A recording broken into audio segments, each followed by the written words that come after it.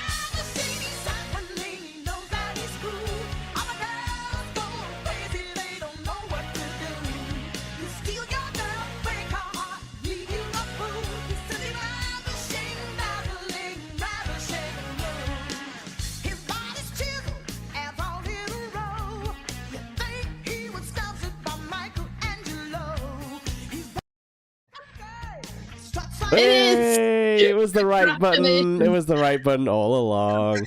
The right one has been pressed. Yeah. Ooh, back with the Rumblecast, eh? I've been sick.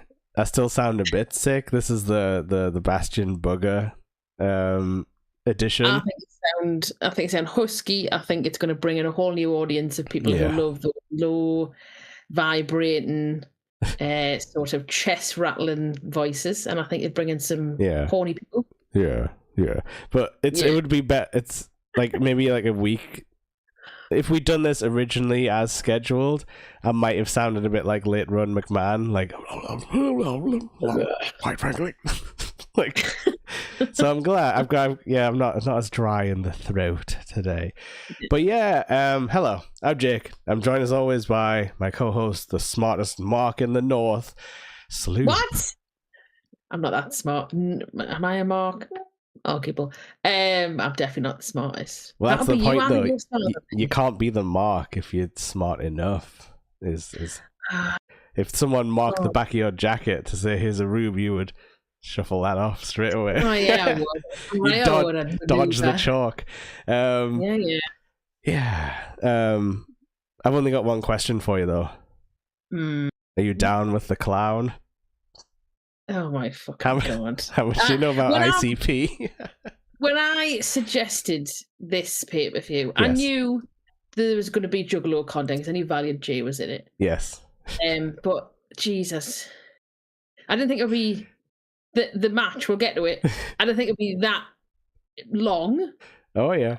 Or that much actual clowning. Yeah.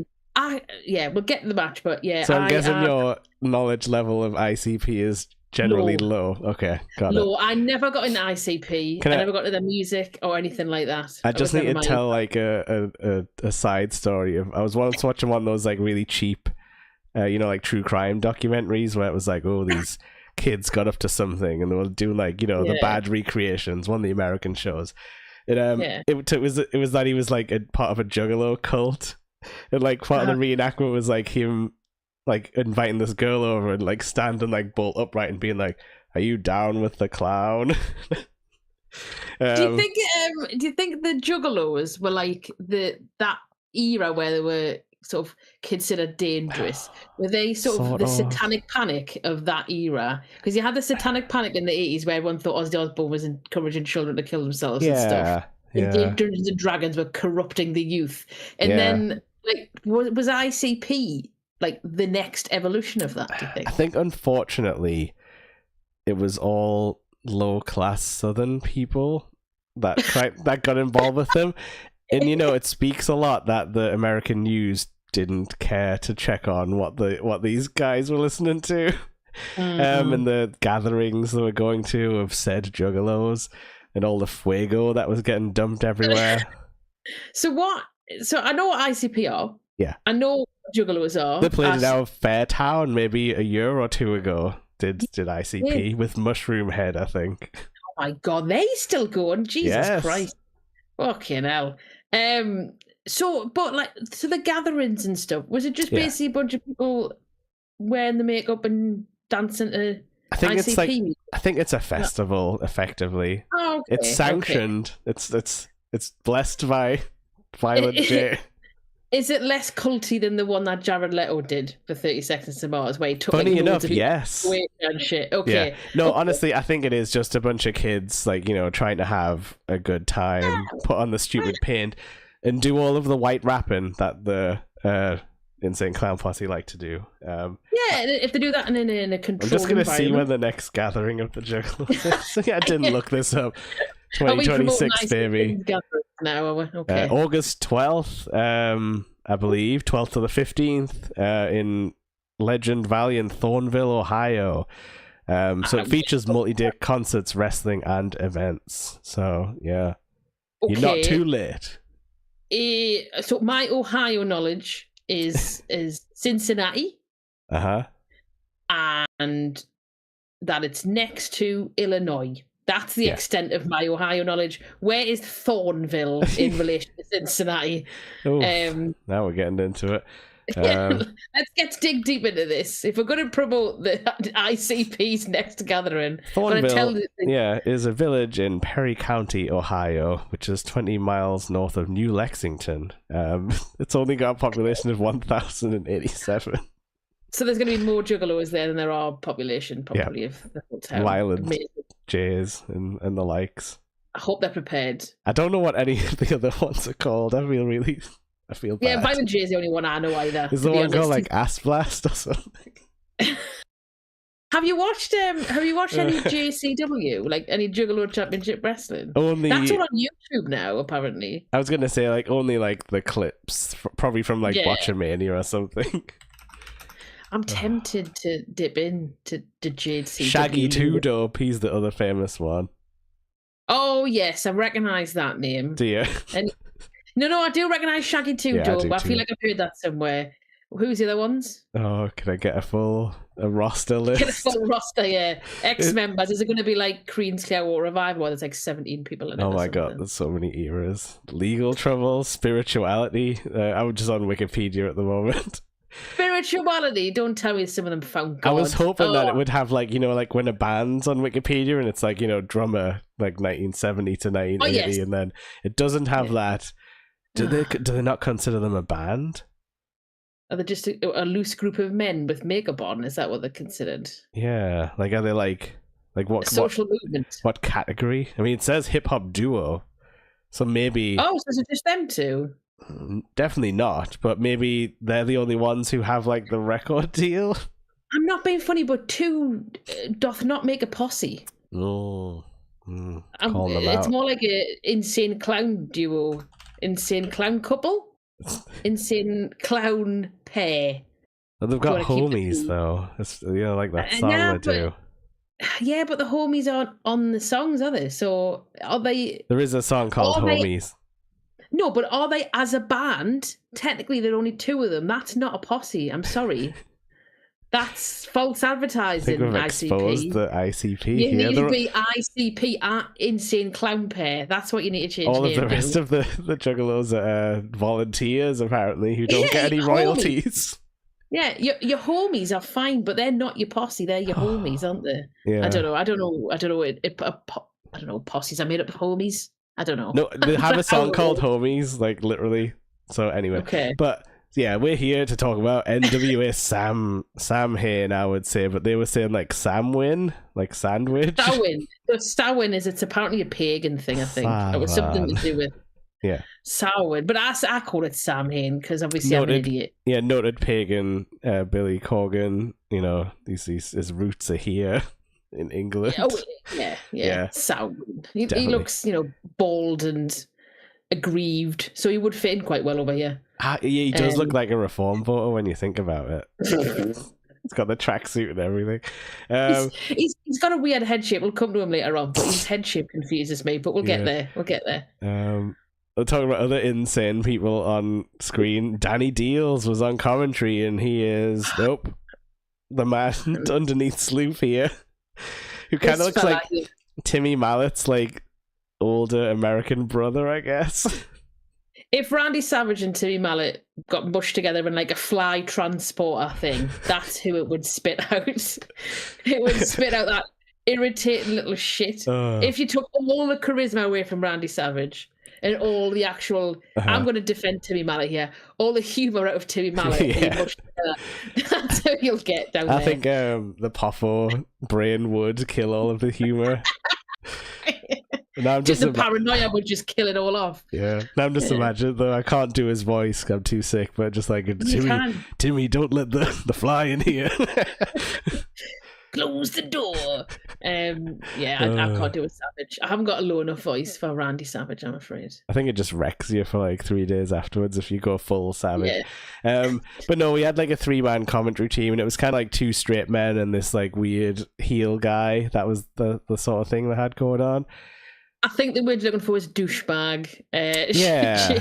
He was just like the bad guy wrestler's favourite, biggest fan. But he just wasn't as charming as some of those guys have been in the past. No, I think if you're going to equate them to WWF, I'd say the guy on the left, the younger guy, was a bit like a younger Michael Cole. Yeah. Quite sort of straight down the line and kind of enthusiastic. Yeah. And then you had like... There's a Tim Storm, I think, was in the middle. He had like an air of old JR about him where he was just like, I'm sometimes not going to vibe with this.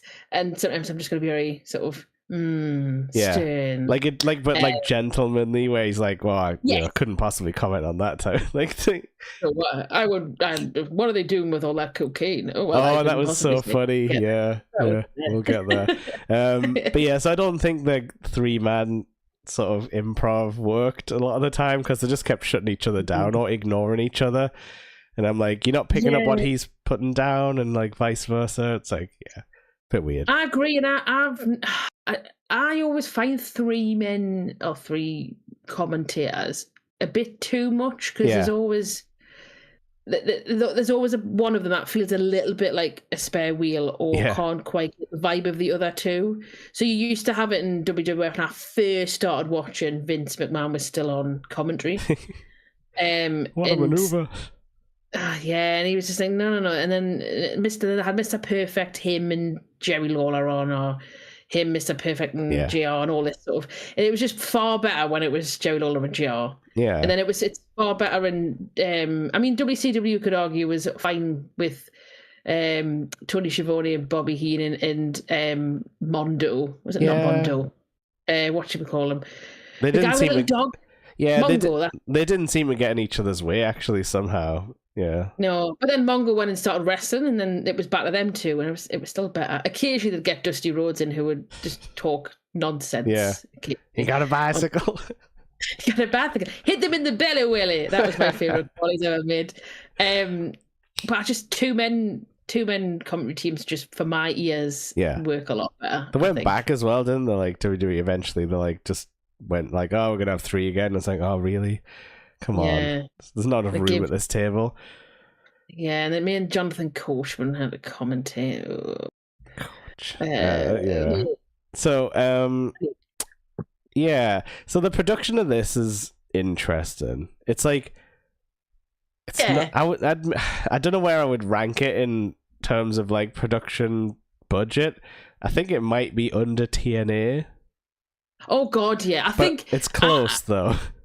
Yeah, I think so. I did a little bit of poking around at this pay-per-view. Yeah. So 212 people bought this pay-per-view. Oh dear, and we stole it. Which Sorry, is guys. I thought like the hype bit at the beginning in some of the video packages seemed reasonably well done. Like, oh yeah, there was effort in them. I had like you said before we came on, the music in the first one you really enjoyed. There was like effort in there, and but then when you actually go to the live feed, it looks like dog shit. Like not in a sort of a good scuzzy wrestling dog shit way, but like this has been made for like £7, and just everything looked really flimsy and slightly empty, like the set that they had the dress. All that sort of stuff, and it was just odd. Like I felt they went, look at this good production at the beginning, and then they just went, that's it, that's all the budget, bye-bye. Yeah. And like, I think like when you go to see a show live, you sort of accept that because you're like, well, I'm just going to see like, the weekend show. But yeah, this is supposed to be their like pay-per-view. And yeah, I think other companies would have got in there and covered up all of like the walls and everything, so you couldn't see any of the venue effectively. And they hadn't quite like, covered up everything. Like you could see like all the like the balconies and stuff looked like the old sort of whatever it is, a playhouse or whatever it would have been. It was a cool venue though. I thought the venue itself was pretty nifty looking. It was like an interesting shaped building. Well, yeah, it kind of reminded me of the Lucha Underground thing where it had like the balconies, but they would just like stop at a certain point, and then you had like the wrestlers could climb around on stuff. Clambra. There was a couple of good clambering moments tonight. Clambraying in French. So there's a disembodied announcer that sounds like Chris Jericho, which was scary because I was like, oh no, it's the voice of Jericho here in my brain. It was like Kyle something, but so he's like I say, like sort of greasy Jericho style. And they also have a master of unholy ceremonies, Father James Mitchell. James Mitchell, I said he looked at this initial bit like Sean Pertwee, but really seedy. Yeah. Yeah, because I'm used to seeing him with long hair, because obviously watching some older stuff, especially the TNA stuff I'm watching at the minute, he's with Abyss. And he's got the long black hair. But then here I was like, whoa, bloody hell, he's got no hair. Like, what would you like? What's he even going for? Is it like, like the embodiment of the devil? Where it's like, oh, it's a man in a suit. That's the devil. Red suit, black tie. That's the devil. Or is he? Because like the only other guys who look a bit like this are like magicians or like death metal musicians, and it's like it's just an odd look. I think he's going for the former. I think he's like controls people, so or like a Mr. Crowley type of thing. Yeah, that kind of like slightly satanic, powerful controller. Because like I said, he's with Abyss where I'm watching TNA at the minute. Yes, I remember that run. Yeah, he's with Abyss, and he's like has power over and influence and all that sort of thing. Yeah, because we've just had the bit where Abyss was scared of barbed wire. Oh yeah. So I think that is what he's going for more than I love Opeth and death metal, and I want to wear a nice red jacket. I still find it mental as well, just when I was beginning to watch this, that Billy Corgan runs a wrestling organisation. I know. Like, I think it was always like knowledge that he was a fan, because whenever a celebrity likes wrestling, he usually gets around or something.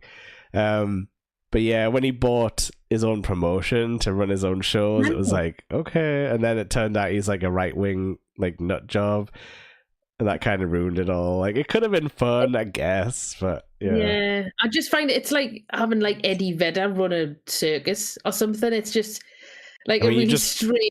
He's printing money there, Sloop. No, it's a trapeze artist just jamming to Pearl Jam all the way through. It's actually not a bad idea. The location, like I mentioned before, the locations I liked. There was a lot of empty seats. What you said about dressing the location, you could see there was a lot of empty seats. They didn't dress it well to try and hide that. And I know people shit on wrestling organisations. Yeah. Oh, they've just put loads of sheets up to hide the empty seats and stuff. But of course, they fucking will do. Like, yeah, I think all of them do it. It benefits, I think, but it's a lot of like manpower you've got to like do that. Exactly. And they're probably just rocking into town like mid-afternoon and like, oh, let's go. Put it up. Put it up. And what did you notice as well, talking about the poor production, when the graphics were covered up for the matches, showing all the match, at the very bottom there was a strip that hadn't quite covered all of the screen. Yeah. So you could see like the bottom half of the commentators like shifting around as they were talking about matches. I thought about trying to recreate that for the podcast, but I was like, oh, how do I get the constantly moving? I could have just stole the video, I suppose. Yeah. But even you can't make it look that shit. Exactly. Which is impressive.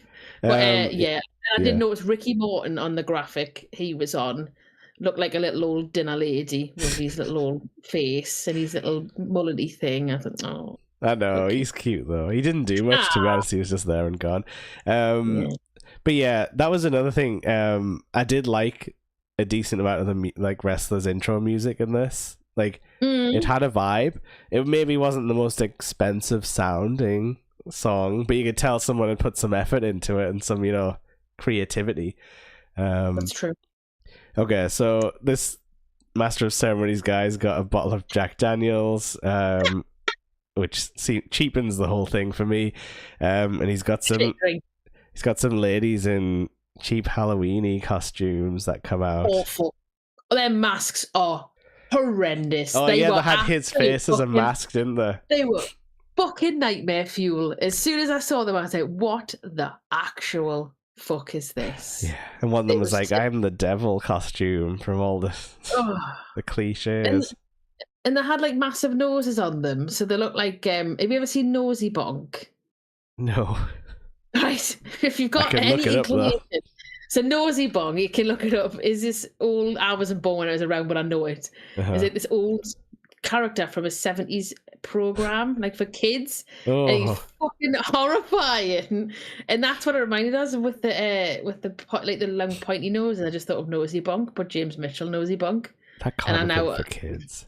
It was for kids. It was on a program called Jigsaw, I think. You have to ask someone who was a kid in the 70s, but yeah.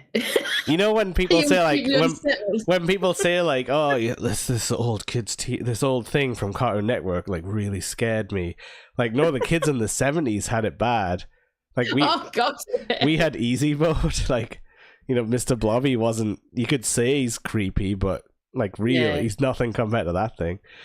Demon Headmaster was pretty creepy. He scared me. True. But I think we didn't have the scary stuff. We had like the gross shit, like Red and Stimpy and like the bogies, like, and all the bums and the poop. Whereas the people in the 70s, like, they were all like so high on everything. They're like, oh, the devil man, and then everything was just the really nosy like bonk man's coming to get me. Nosy bonk, yeah. Jeez. Terrifying. Okay. Anyway, back to James Mitchell and these nosy bonk women. Yeah, I also wrote down, I think you could hear some people in the crowd picking up on the show mics as well. Like, picking up really well on the show mics, but it didn't come up much, otherwise I would have kept hopping on it. But okay, I wrote down a gang of circus goths get into the ring. I did not understand. I don't think I had the brain power to write down everyone's name for this one, because this was the Devil's Last Dance Ultimate Hardcore Team War Match. One of many stipulations on this pay-per-view. Very wordy match titles. And I will say this pay-per-view had the most amount of stipulations that I've ever seen on one card in one night. But it was nice to see a variety, I thought, after... It was, but then sometimes I just want to... We saw some stuff tonight that I've never seen, and I'm like, that's a gift as a long-term wrestling fan. So I'll read out the teams, because I do have the team. So the whole point in this match was Father James Mitchell had control over everybody. Yeah. But then a few of them, I think it was Gags the Gimp and Sal the Pal, they had managed to get out from under James's control. Because they're more like creepy children rather than criminals like the rest of them. So I think the whole point in this match was for the ownership of their souls or something. Yep. So if they lost, James Mitchell would take back ownership of them, and if they won, they would be free of James Mitchell. So James Mitchell's team was Alex Misery, Magic Inc., who were the team of Cody James and Jake Dumas, the Miserably Faithful, who was Judias and Max the Impaler, who I recognise, I think, from some Japanese wrestling that I've watched. It's not like Abaddon or something. No, they're two different people. So Max the Impaler was, I think they were Tokyo Joshi Pro. Okay. The title there was. Yeah. And then the other team were Koa Laksamana, Magnum Muscle, which is a team of Dax Draper and Mims. And then the Miserably Faithful, which is the other side of them, which is Gags and Sal the Pal. And then they had a woman with them called Khalees or something. Yeah. It was like that wifey who kept doing this, I think. So this was a pinfall or submission or over the top rope elimination but it's also one-on-one, so the rest of the guys have to stand outside and wait for them. And also feet touch rules are in effect, so if you go out, your feet must touch the floor. It's a lot. Yeah, so make notes when you watch this pay-per-view, because who the fuck knows what's happening half the time. So, like, right off the bat, I was like, oh no, I'm not sure I'm going to enjoy this show, because that Alex Misery guy, he was just too, like, sinewy and, like long and wobbly. Like, I don't know how to describe it. Noodle man. Like Voldo from Soul Calibur or something. But luckily he got dumped out pretty easy, because they had this, like, Draper guy in who was kind of like the powerhouse, and he's like, right, come on, stupid clown. Like, goths. Yeah. This match was just... So, you mentioned Draper. I thought he was mid as hell. He moved like treacle. He was just like a guy in jeans, wasn't he? That's what I remember. And Max the Impaler was like the only one that didn't look like they were in cosplay. They looked like they were actually living the gimmick. Do you know what I mean? Everybody else was just so, you just put some clothes on and I'll step in and I'll some dirty face paint. And I just and it was very just the commentary on it as well was really odd. And they were I don't think they knew what to do, because there was like there was like 20 people, it seemed like, running around out there. It was supposed to be like a weapons match also, but they didn't really use any. Like they chucked a bunch of like garbage in the ring and then just kind of left it there for most of it. But then the commentators were trying to sell like the strategicness of the match. Like, this is not a strategy match. This is a hardcore match, elimination match, and fucking everything else. Like, it's like a big. It is a king, like a rat king, but of different things. And it was just, it was silly. And then it was someone called Cody James got a cane. Yeah. And then for some reason walking around like he'd shat himself. And I think I've got a rough play-by-play of events here. So Draper dumps the first guy out. Yes. The next evil clown gets hit with a belt, I think, and then he's out. Then this is where the cane comes into play, and that's when the first good guy is like sent out. And then one of the goth clown people does a big splash and eliminates themselves. I guess that was the cane person. That was Cody James who did that. Eliminates himself. No, that was a different one. Cody James eliminated himself in the stupidest way. Yeah. And then his manager did something and put him off or whatever, and then he got chucked out. And it's like, well, what the fuck? What was the point? To just make him like a fucking tool? Yeah. Just odd. And then the most upsetting person came in, Magic Jake, and I was like, oh look, there's a guy called Jake. I wonder what he's like. And he was like, like a horrible, greasy magician who didn't do any magic. The only thing he did was like steal Jake the Snake's gimmick, and he pulled out a cigarette mid-match and tried to burn the other guy with it, but it got reversed into his own tongue.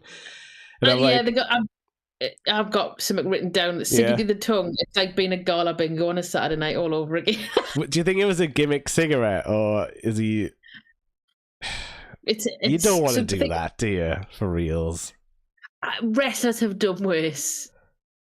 By quite some. I think it was probably real, because it probably would have cost more to make a gimmicked cigarette. Okay. Than it would be just to bum one off one of the crowd or the wrestlers and something for nothing and go, can you just stamp this out into someone? Go on then, no bother. Yeah.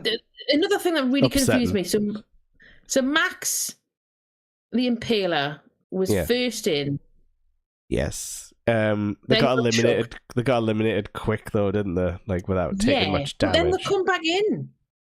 Yeah, apparently, like they had a number of eliminations, and they were technically allowed to send anyone in. You know, like they could send someone in twice. I did like though, like some gimmicks did get chucked in the ring here, like an iron board and stuff. And that stupid commentator was like, "Hey, that's mine." I did think that was funny. Yeah. That was quite funny, yeah. He's like, well, am I going to iron my shirts on now? And it was like broken in half. So you can iron your curved shirts. You know, classic commentary dad moments. But But yeah, there was just lariats being thrown everywhere at this point, and Max was getting all the pinfalls. No more over the top rope stuff. No, Max had enough. They just wanted to cane people's heads in, like Stan Hansen. Yeah. And she also did like a chain wrapped lariat, which was pretty brutal. Right. Yes, was that the last one? I think so. I think that was the Gimp man or whatever, or the pal got exploded. Gags the Gimp. Oh yeah, sorry. Put some respect on that name. Yeah. Give the Gimp his full name, please. This match was just like fucking shite. It was shite. Come on. Oh yeah, bad. It wasn't even fun. Hot. They could have had like hardcore craziness happening. They didn't even go that far. The two weird guys who were trying to get away were just like not real wrestlers. I guess they were more like, like comedy guys. So. They couldn't really fight back, and now they're back in the clutches of the evil team, I guess. So James Mitchell's team, evil man team. They're probably all fired after this with what happens later, but there you go. Well, because they were there, they were front and center on the camera. So this next one is a loser leaves town match, which was interesting. Confused. More stipulations, more gimmicks, special referee as well as loser leaves time, and the special referee is somebody's brother. We're 2 matches in. This is the second match. And we've never seen any of these people ever before in our lives. No, they did have a little bit of a package to explain. I will say that the packages they had before the matches did do a reasonably good job. Oh, yeah. Telling you what had happened before. So whilst I was like, who the fuck are these people? I did understand like what gives and why they're at this point. Yeah. So credit where credit is due, NWA. And the commentators told the story as well. Like, the commentators, whilst annoying as they could have been, did actually do that pretty well. Yeah, I think.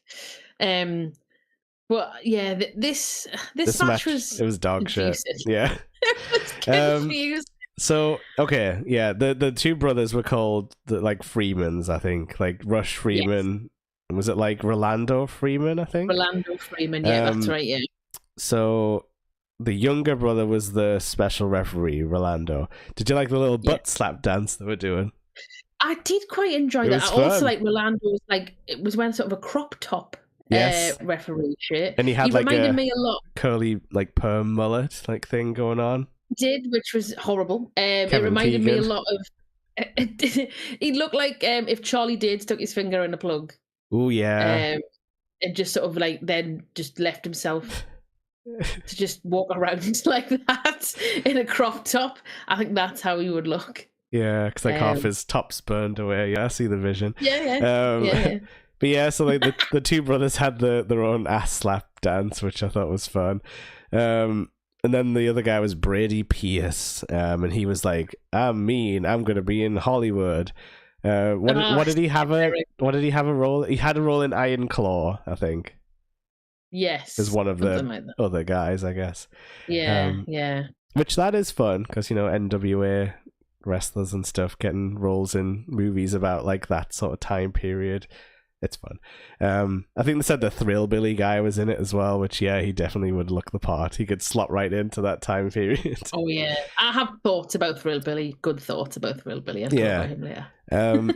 So when I was taking this match seriously before the ending schmoz happened, I was like, the face special guest referee doesn't really work for me. But it did turn out that he was he was ready to screw the other guy over, to help his brother. But the problem was I don't think there was much wrestling to write home about in this. I didn't write any moves down that caught my eye. Exactly. I think I've got maybe one move. One thing I want to point out before getting at the moves. Yeah. Was it St. Valentine's Day Massacre where Billy Gunn was a ref in a match, and he had a little croppy top and tight little pants on? Was it the Ken Shamrock thing? It might have been the Ken. It was a Ken Shamrock match. I think you're right. For his sister, that kind of thing. Yeah, I think it was against Val Venus or something. And the Rolando Freeman's little sort of act there with the crop top and being that sort of annoyingly, vaguely silly referee. Reminded me a little bit of that, but he did actually count properly. And Yeah. he was doing everything properly. So, like, he's calling it down the middle. Yeah. He's doing it. But yeah, I've got This Is Unremarkable. It's really basic stuff. And I don't think any of the two blokes who are wrestling have that charisma that elevates them above just being vaguely competent. Which is odd because it said they used to be a tag team, but I guess the chemistry just doesn't always translate to a match. It's weird, like when I've watched like Road Dogg against Billy Gunn and stuff, that never worked. I think they might be two terrible wrestlers who are holding each other up, but Bart Gunn and Billy Gunn, when I watched them all in your houses, when Bart Gunn. Two against each other. Bart Gunn. Yeah. So Billy Gunn and Road Dogg had a match against each other like 96, I think, or 95 when they were in their first gimmicks. It was fucking awful. They're like, want to be best friends instead. Yeah. The only thing that I wrote down was there was a back suplex out of the apron, which looked decent. There's a few of those tonight, actually. There is. They overused them by the end of it. I was like, oh, another one. Anyway, that's just me being whiny. And then the ref low blow, when he finally did the whole turn thing, it was a nice, strong low blow right through the legs. Oh, yeah. And it was out of nowhere. I wasn't expecting that to happen either. But, yeah, my problem with this was that Matt Cardona sort of interrupts this sort of situation. He beats them up, but then he puts them back in the same situation. Like, he doesn't change the outcome. So he might as well have just waited till after the 3 count. Is he there to flex that he can do that? Is that it was? I feel like they maybe did it wrong, but I can't think of how you could mess that up because loser leaves town. There has to be someone who's ready to like leave the promotion for some reason. And it's like, I mean, doesn't the announcer nearly fuck it up? Or there was like the wrong there was a couple of moments of that, wasn't there? Oh, sorry, you've got to leave town forever. I said the wrong thing. That's why they didn't put him on the camera, because then he would fuck up, so he could just hide under a sheet and correct himself. Yeah, probably. But so I'm pretty sure that's what happened. He came out, he interfered, but then he put the situation back to how it was when he came in. Him interfering didn't really do anything for the match. And also, anything at all.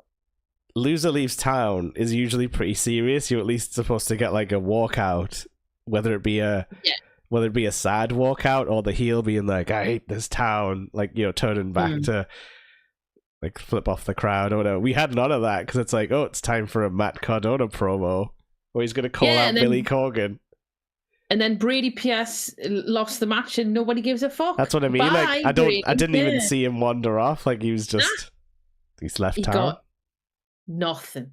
He got nothing. And yeah, you're right. Cardona cuts a whiny promo because he wants to be in the main event. And when did he become the Deathmatch King? Whatever he said. I've heard him being called. I'm assuming that's because he did a lot of stuff with GCW and a few other indie promotions where he was bleeding a lot, I guess. He's a big lad. He's like, he's not a bad wrestler, I don't think, and I respect the fact he's managed to make shitloads of money just doing indie stuff and other things. He's medium for WWE, but that makes you like a big guy in the indies, like size wise. Yeah. That's very, very true. Very, very true. But at least we'll get Billy Corgan coming out with his weird shaped head and his tracksuit that he got from JD Sports. I was a bit sad that he didn't come out to like the world is a vampire song. Oh. I'm in business. I was surprised he got on the mic when he started cutting a promo. I did laugh to myself. I was like, are we really seeing this? I actually didn't think it was awful either. He didn't do too badly. But there was one thing he was doing. He was pulling the mic away from his mouth, like just before he finished the end of his sentence. And I'm like, you're the lead vocalist for Smashing Pumpkins. You tell me you don't know how to work a mic? Do you know what that'll be? It'll be all the habit of him then doing that to breathe back in for his next note. Yeah. That's what that'll be. He's like, where's my backing music? Yeah, where's my track? Yeah. Where's my back vocalist to fill that little void that I've got? That's what it'll be. Maybe. I've hit a high note, I'm pulling back, and I'm getting my breath back in for the next note that's going to come in. He does have a good pointy finger. He does do this a lot. Yeah, at the very beginning. Gotta be honest, I can't remember what they were talking about other than like, I would like to be in the main event. Should I make a triple threat match? Oh, the crowd seems interested in it. No. Yeah. And then he's like, you go to hell. Which was pretty funny. I did as well. I noticed like the way Corgan was delivering the promo, he was almost like doing it in bars. Like if he was a rapper and he had sort of like, he was doing like rap gestures with his hands at the same time. And I thought, is he cutting a promo? Is this like some sort of riff? You're gonna put a beat behind it. Like a mixtape he's trying to cut as part of the promo. They put a beat behind it. But yeah, they just kind of yelled at each other, didn't they? About I want to be in the main event. Oh well, I built this company up, and blah, blah, blah. I respect you, Matt Cardona. You did this and this. You drew and all that sort of thing. But you're not going to the main event. Bad. Then everyone goes, nah, and then that's kind of what I remember. I still don't understand Billy Corgan's head in terms of like there's areas of it that look like it's pointy. It's where he keeps all of his right-wing propaganda and fills up the cavities. The corners of the leaflets. I find his head, it just puts us off a bit. Something did technically happen in this though, because Matt got like took out by some lady who was called the insurance policy or something. The one from the last match. Should speared the hell out of him, and then it was like, I think she might have hit him with the big the chair as well, big chair shot on the back. Yeah. It did look good. It did look good. So this was a weird segment. Yeah. But I did enjoy it more than the match that we just watched. They deleted the match in our memories, so yeah. Yeah. So yeah, and then EC3 popped up. Yes. In a promo, didn't he? Which this was again. I kind of skipped it. I was like, oh, he looks like a scary like a buff broccoli though, like with his little curly hair on top. That's exactly what I said. He looks like fuzzy broccoli. But broccoli, if it like got like a human body underneath it. Yeah, have you seen Garth Marenghi's Dark Place where people start turning into broccoli? That's what he is. That's what's happening to him. He's one of those guys that his promos I can't get with, because we were talking about this before we came live, but he says long words and poetry-esque ways, and it makes him sound deeply intelligent. And he could be a deeply intelligent person, but then when you actually strip away what he's saying, there's a very basic message there. Just use normal words. Like, you don't need to be all like. Yeah, I suppose for a wrestler that's preferred, because if you go too far, you end up like Bray Wyatt, where you're like, what do you say again? Like afterwards. Yeah, I mean, there's a difference between sort of having a promo that's lengthy, but you're telling a story, but you're using like, it makes sense. You have a narrative that you can follow from beginning to end. EC3's, I struggle with following the narrative thread of a long promo of his. So yeah. Can't. And he said something about Matt Cardona was involved, but then he said something about the main event about Matt Cardona being involved, but then previously we've literally just seen Billy Corgan tell Matt Cardona to fuck off. Yeah. So is he now just gave away the fact that something's going to happen in the main event with Matt Cardona, but we've just seen Billy Corgan say he's not in the main event? Yeah, like, did we call an audible on something, but we'd already recorded it? Yeah, slightly confusing there. I don't know how they went trying to work that out, but yeah. Yeah, but this next match I thought was pretty good. I think it's Kobe Carino and Joe Alonzo, I believe. Yes, that's what I've got, and it's the NWA World Junior Heavyweight title pillar to post match, which is basically no DQ, falls count there, I think. Yeah, pillar to post, man, that's pretty funny. They did go pillar to post. They did. There was this was probably one of the best matches of the night, if not the best.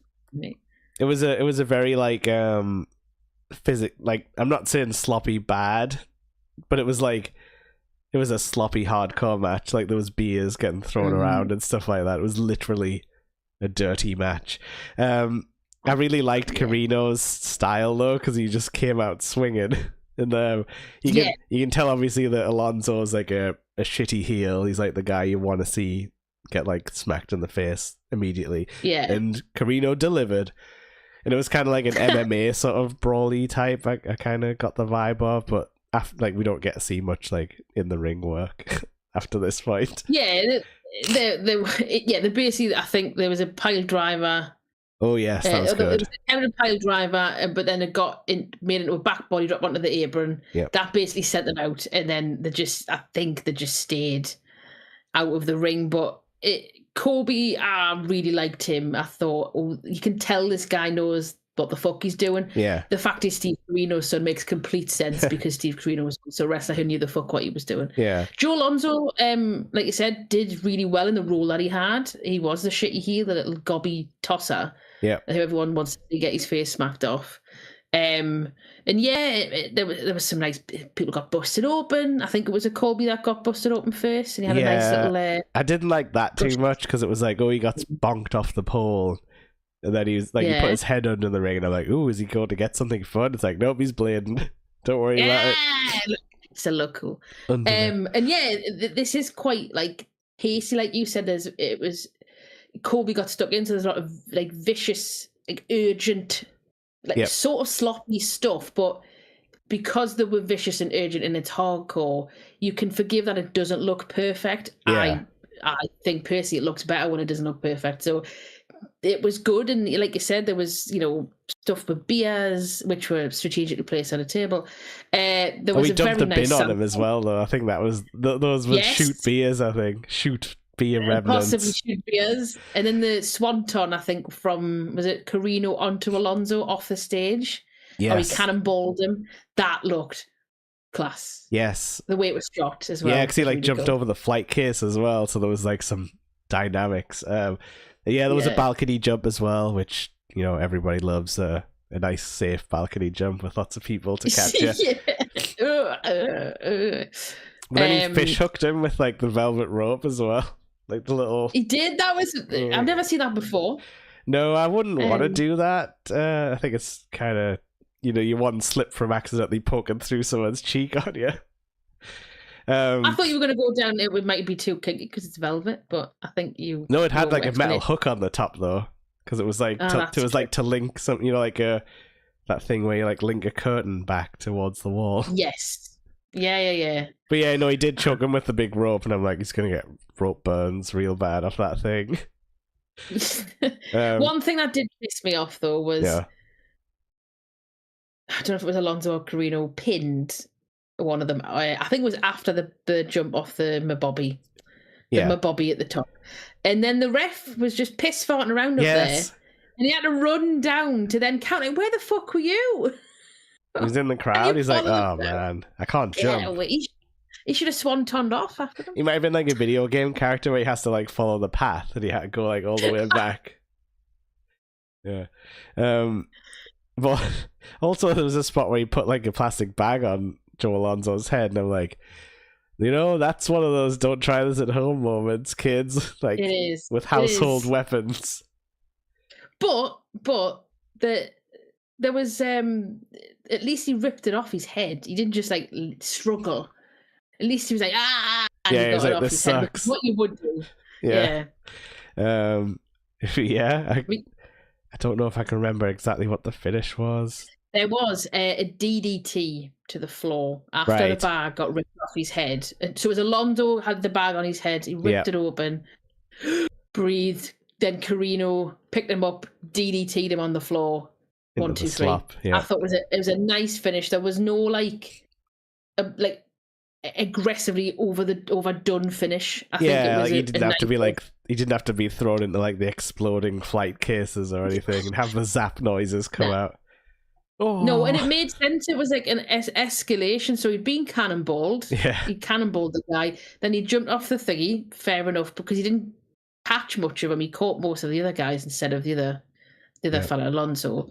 But then bag on his head, can't breathe, DDT at the floor, that would hurt. It made sense. So there was no like the most ridiculous thing first and then pinned him with a fucking roll up or something. It's like there was this escalation until he hit that move on the floor, bang, he's out. He's done.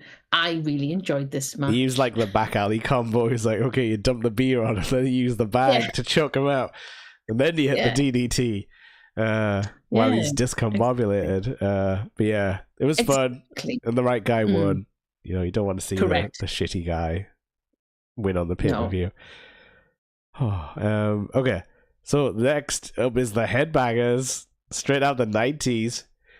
Ow. So this was a rock and roll match. More new stipulations. And it was against the Southern, like 2 of the Southern 6, because we find out there's like more members later. Yeah. Okay, so match 4. Every single fucking match has had the stipulation. Please stop with the stipulations. I just want a normal, nice normal wrestling match by this point. Not allowed. Smashing Billy says no. It was nice to see Mosh and Thrasher though. It was. Did quite like the Headbangers when I was a kid. When I was a kid, they were on. I was probably 11 when they were starting around in 99. I was like, oh, these are 98, 99, 10, 11. So these are quite cool. They're cool, like gothy types. I like them too, but when I was trying to think, I was like, I can't remember them actually doing anything apart from showing up in like Royal Rumbles and things. They did win the tag team titles. Yeah. Also, was this always their finishing move, the powerbomb into leg drop thing? No, you know, because that was pretty cool. I was like, oh, that's kind of like, you know, that's up there with the be all tag team finishers. I tell you what, if they're on the pay-per-view I'm watching tomorrow night, I'll double check. They're probably not going to go over. Let's face it. No, probably not. See if they try and set up a powerbomb leg drop combo, which is called the stage dive, possibly, or something. Something like that. So, what's the stipulation of this match, Jake? Explain to the rock and roll match, everybody.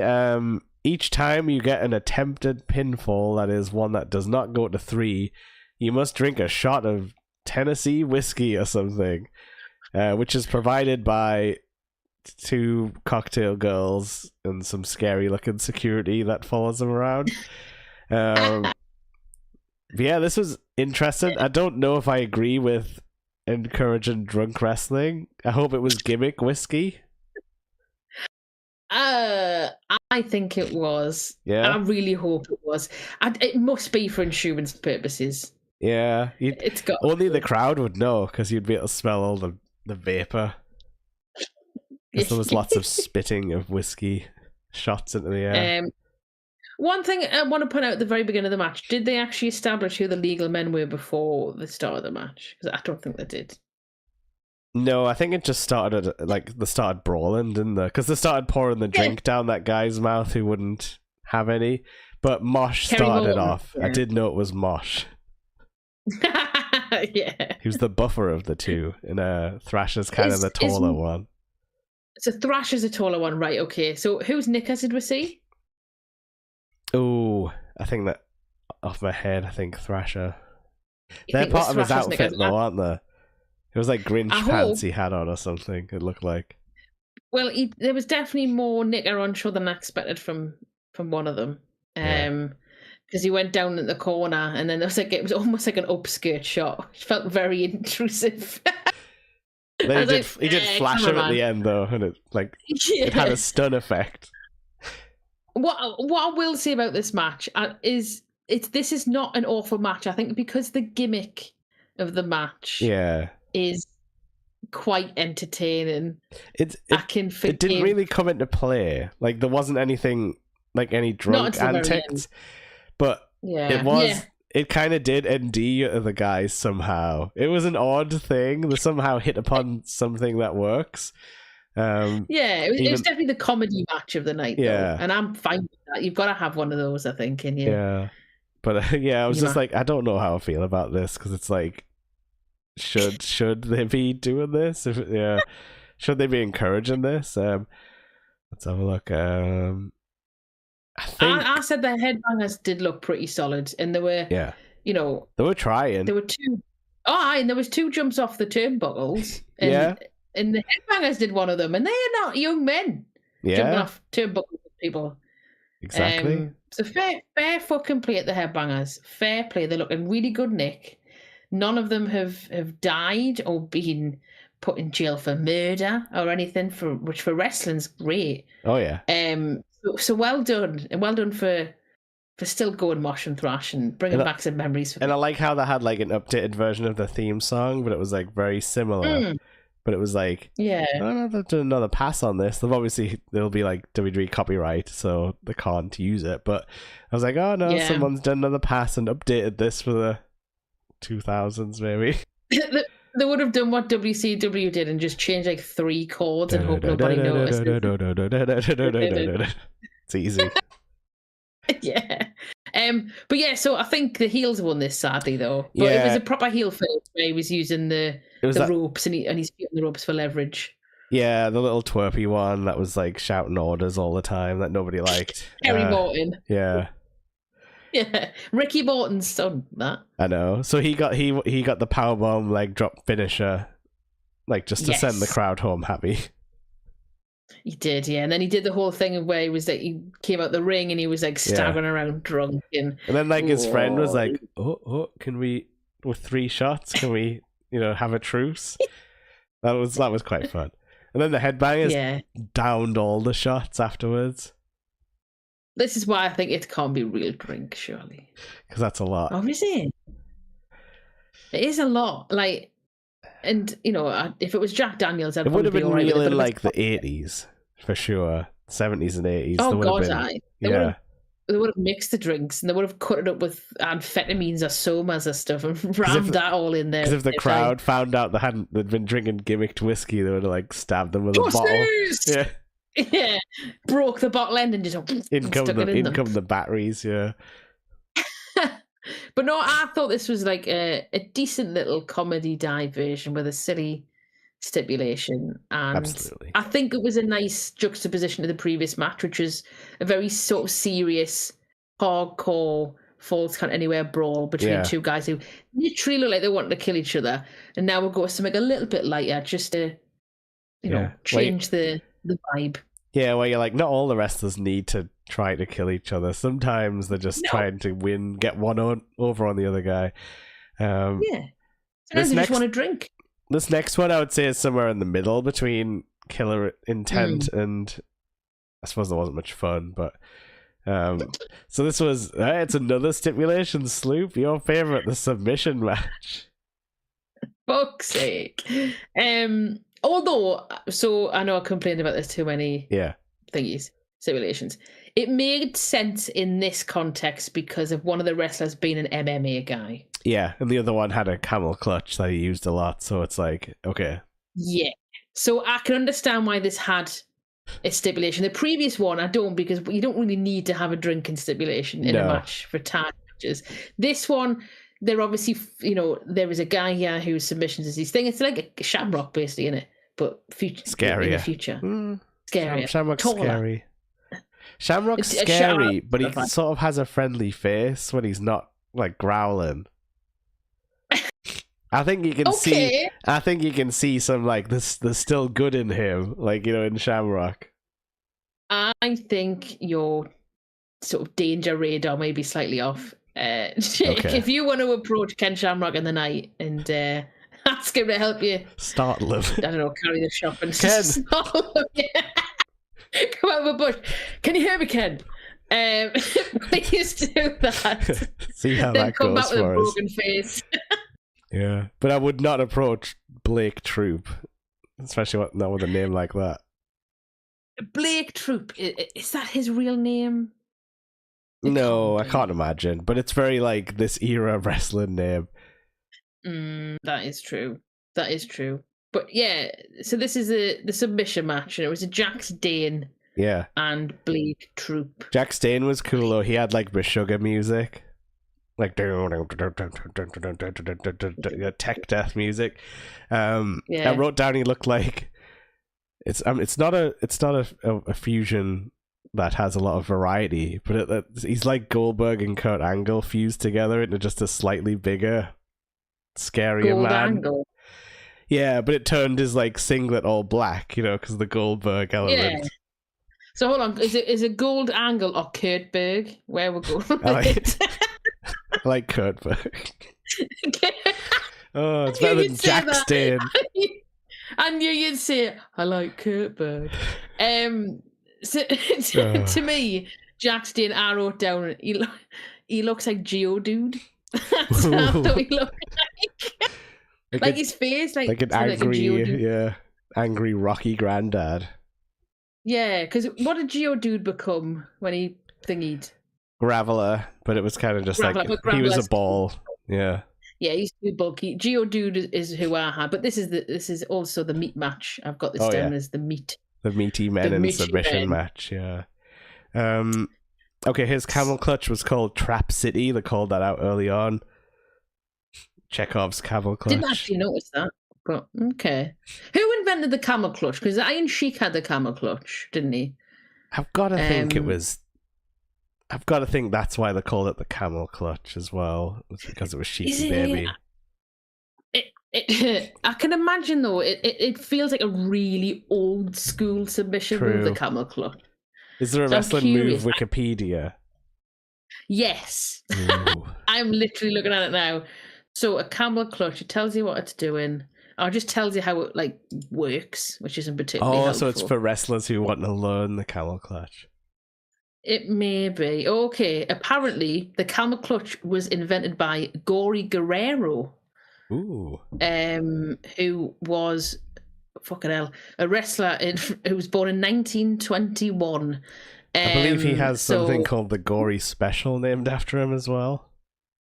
That would totally make sense if that was the case. Okay, so he's part of that. He's part of the Guerrero wrestling family. Yeah. So Hector and Eddie and everybody. Dynasty. Looks like he was the OG by the looks of it. It's like so he invented a lot like Tekken, you know, with like King and Armor King, Guerreros. Jack too. That's what Jack Stain looks a bit like, a Jack prototype. Jack too. I'm sure we mentioned Jack too in the last episode. We like to talk about Tekken. It is pretty much wrestling, let's face it. But no, I did like this one. There was a lot of lots of big meaty suplexes.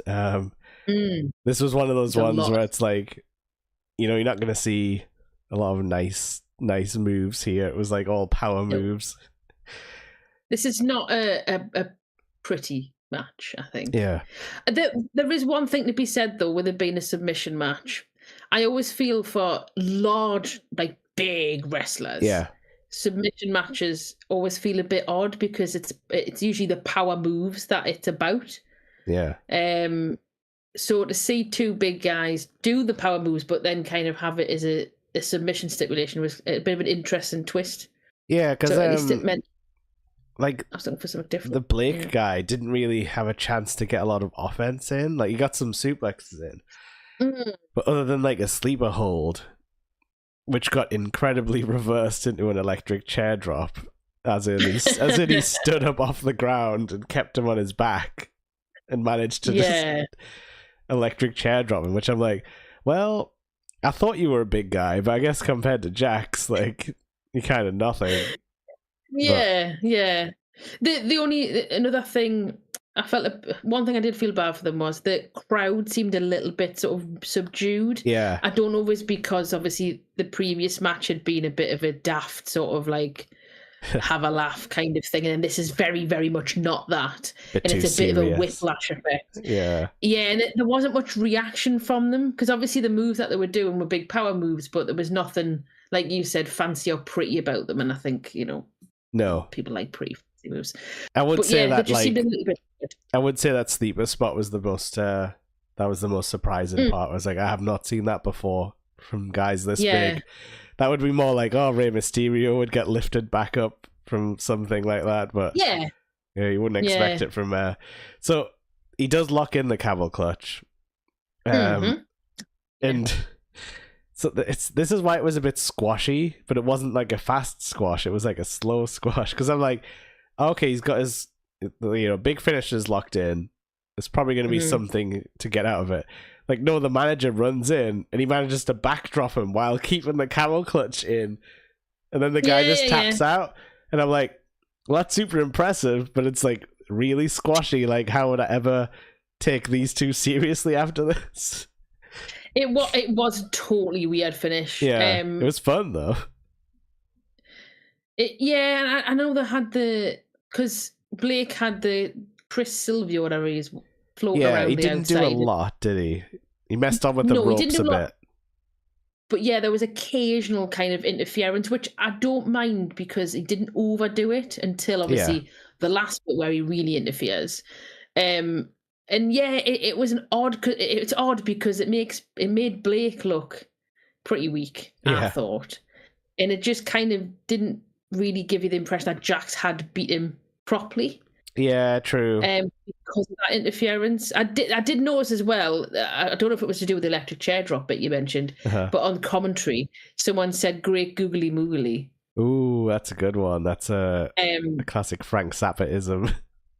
Yeah. So someone obviously loves the zaps in that. But yeah, it was a very strange finish. There's a lot of shitty finishes in this pay-per-view. Yeah. I think it would have been really good as like you know, like a beatdown after like an interview segment or something. Like if he had the camel clutch locked in and the manager tries to get him and then he like backdrops him out the way. It would have been fun in like the pre-match, like, oh, this is the end, like the start of the feud sort of thing. But yeah, it just felt a bit overpowered, like to do in an actual one-on-one, but that's what they chose to go with. Essentially, Jax squashed the manager and the wrestler without really breaking a sweat from what we saw. So yeah. I wonder if Blake Troop wrestled on an NWA after this, or this is his last match, because it seemed a bit you think he would have done more of like MMA punches and been like, oh well, you know, he's a big guy, but could you really defend against like these kind of strikes? Like go with that like angle sort of thing on it. But anyway. Next up is the World Women's Tag Team Belts, I believe they were called, NWA. One thing I want to just mention before we go to the next match, there was a little interview. Was there? There's a blonde woman did an interview with one of the wrestlers. I can't remember who the wrestler was, but the blonde wife, she's out later, was sitting in one of the thrones, which I noticed. But the blonde wife, all I could see when I looked at her was D from It's Always Sunny, but like with loads of makeup on. Yeah, like if she was like, oh, gotta be dressed up as a wrestler for this episode. It was really, really weird. I think the wrestler she was interviewing was it Ruthie?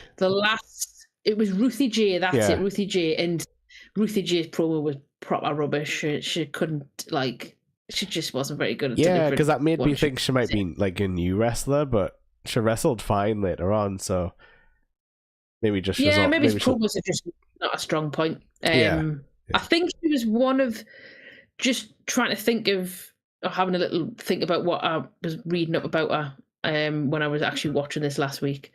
I think she was reasonably new-ish into NWA at this point. But yeah, a promo wasn't amazing, but she's still finding the gimmick, I suppose. Yeah, I guess. Yeah, it's a fair point. I like this match though. Sorry. So it's another slightly bigger group, I guess, called Pretty Empowered, which possibly has 3 members. Because I don't know for sure if there's any more than that. We saw 3 tonight. So yeah, this was did I get the move? Ella Envy and Kylie something. Kylie Page, yeah. And then there was the 2 Harley Quinns, which was Markova and Taylor Rising. So yeah, I forgot about that thing we didn't mention. I think you were probably just about to say this, that it was Halloween, so people were in fancy dress. And that didn't twig. Yeah, there was a handful. But there was some people in the crowd and like who'd brought the best like steampunk regalia. I saw. Milady. The mechanical lady, So yeah, this was okay. I think it started out a little messy, and then they found like the footing a bit into it, But I thought Ella Envy came off really well. Like she can like pretty much hold a match, like hold a match together.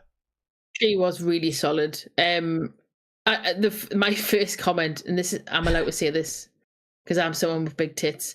The one of them had big old boobas on her, and I was like, I do not know how you could wrestle with them. Like, she didn't wrestle great. I think that was Markova, because I think Taylor I think Taylor was the one who seemed to have more potential in my eyes. Like, you know, a bit more like snappy moves and stuff. But yeah, maybe the Bazongas held her back on that one. I think Markova is still in NWA, and I believe she recently won the women's championship. Oh, well. This was like, 3 years ago, Nelly, so... Yeah, clearly she's improved. I just, when she came out in that Harley Quinn thing, I said, whoa, okay, I see why men may enjoy watching you wrestle in this match. And all the commentators were like, which one's your favourite Harley Quinn, and all that stuff. I couldn't possibly comment on that. I have a wife. I did like Ella. I think, for me, the match was really good when Taylor and Kylie were in. Lamping each other, and they looked really solid and looked like they knew what they were doing, where they would go next, and all that sort of thing. Ella was really good at sort of that other stuff, the mouthing off and getting that heat, and you know, being that sort of slightly shitty, like more nasty, Aye, and to be fair to Markova, she ragdolls as a seller. And I really liked her selling because she just kind of, she just ragdolls herself. And I appreciated that a lot. It was very, very amusing to watch because she looked like she'd been shot anytime she'd been touched. I was like, that's what I want to see. I wonder, was she the one who got hit with like the double butt in the corner move? Where it was like, the quad cheek slam. I can't remember. I can't remember, but I mean, if I got hit with quad cheeks, I'd certainly take some damage over in the corner. Oh, yeah, it would be super effective.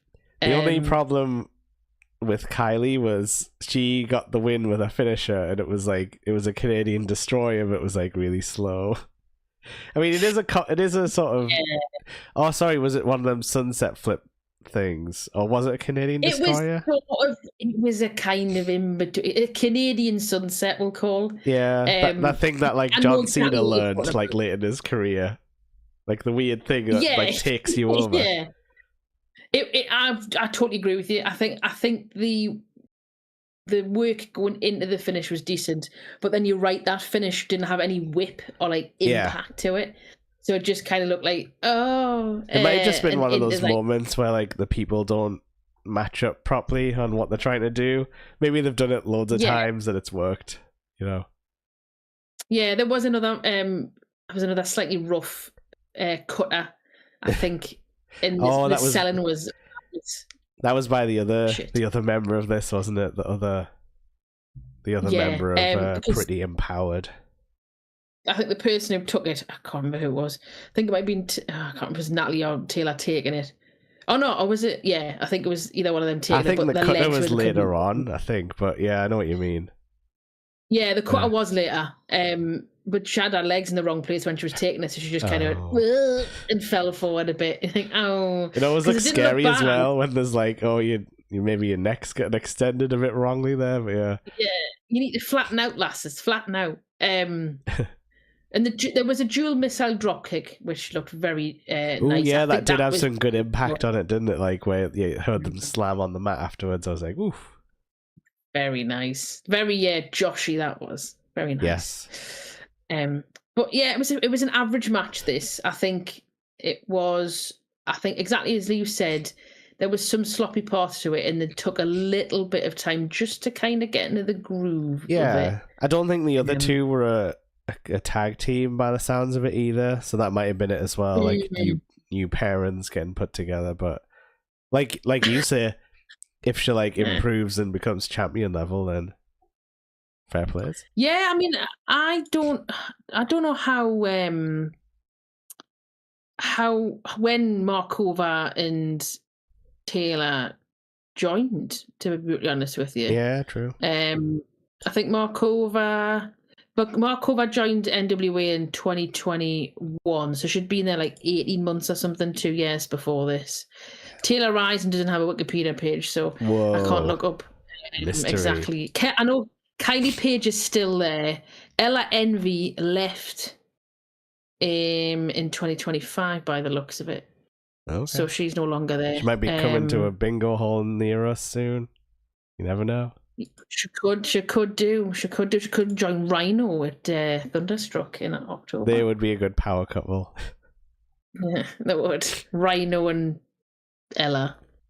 Renella, there you go. I was waiting for that. Or Renenvy, but I think that's too many ends in perfect. There. So yeah, this next one was another named match, but I don't know if it meant anything. It was apparently the Burning Lake Brawl, which I have no idea if that was an actual thing. I think that just means it's a hardcore match, by the way. Okay. I had a little look, and it just kind of went hardcore match, I think. Texas Deathmatch alternate naming. So this was Thrillbilly Silas Mason versus Chris Adonis, who is Chris Masters. Chris Masters! Oh, it was lovely to see Chris Masters still going. He's a lot smaller. But good, because he would probably have died by now if he kept taking what he was taking. Possibly. But do you remember what happened to him in WWE, though? I remember he flexed his pecs for Ozzy Osbourne. Yeah. Well, unfortunately, he's a casualty of, I don't know, maybe not the wellness policy exactly, but he basically had to stop taking steroids, and the likes of Triple H and Batista and everyone got to keep taking steroids. So then he shrank in comparison to all the top guys. And it was like, oh, well, this Chris Masters is a joke, right? Like, you know. Oh, that's shitty.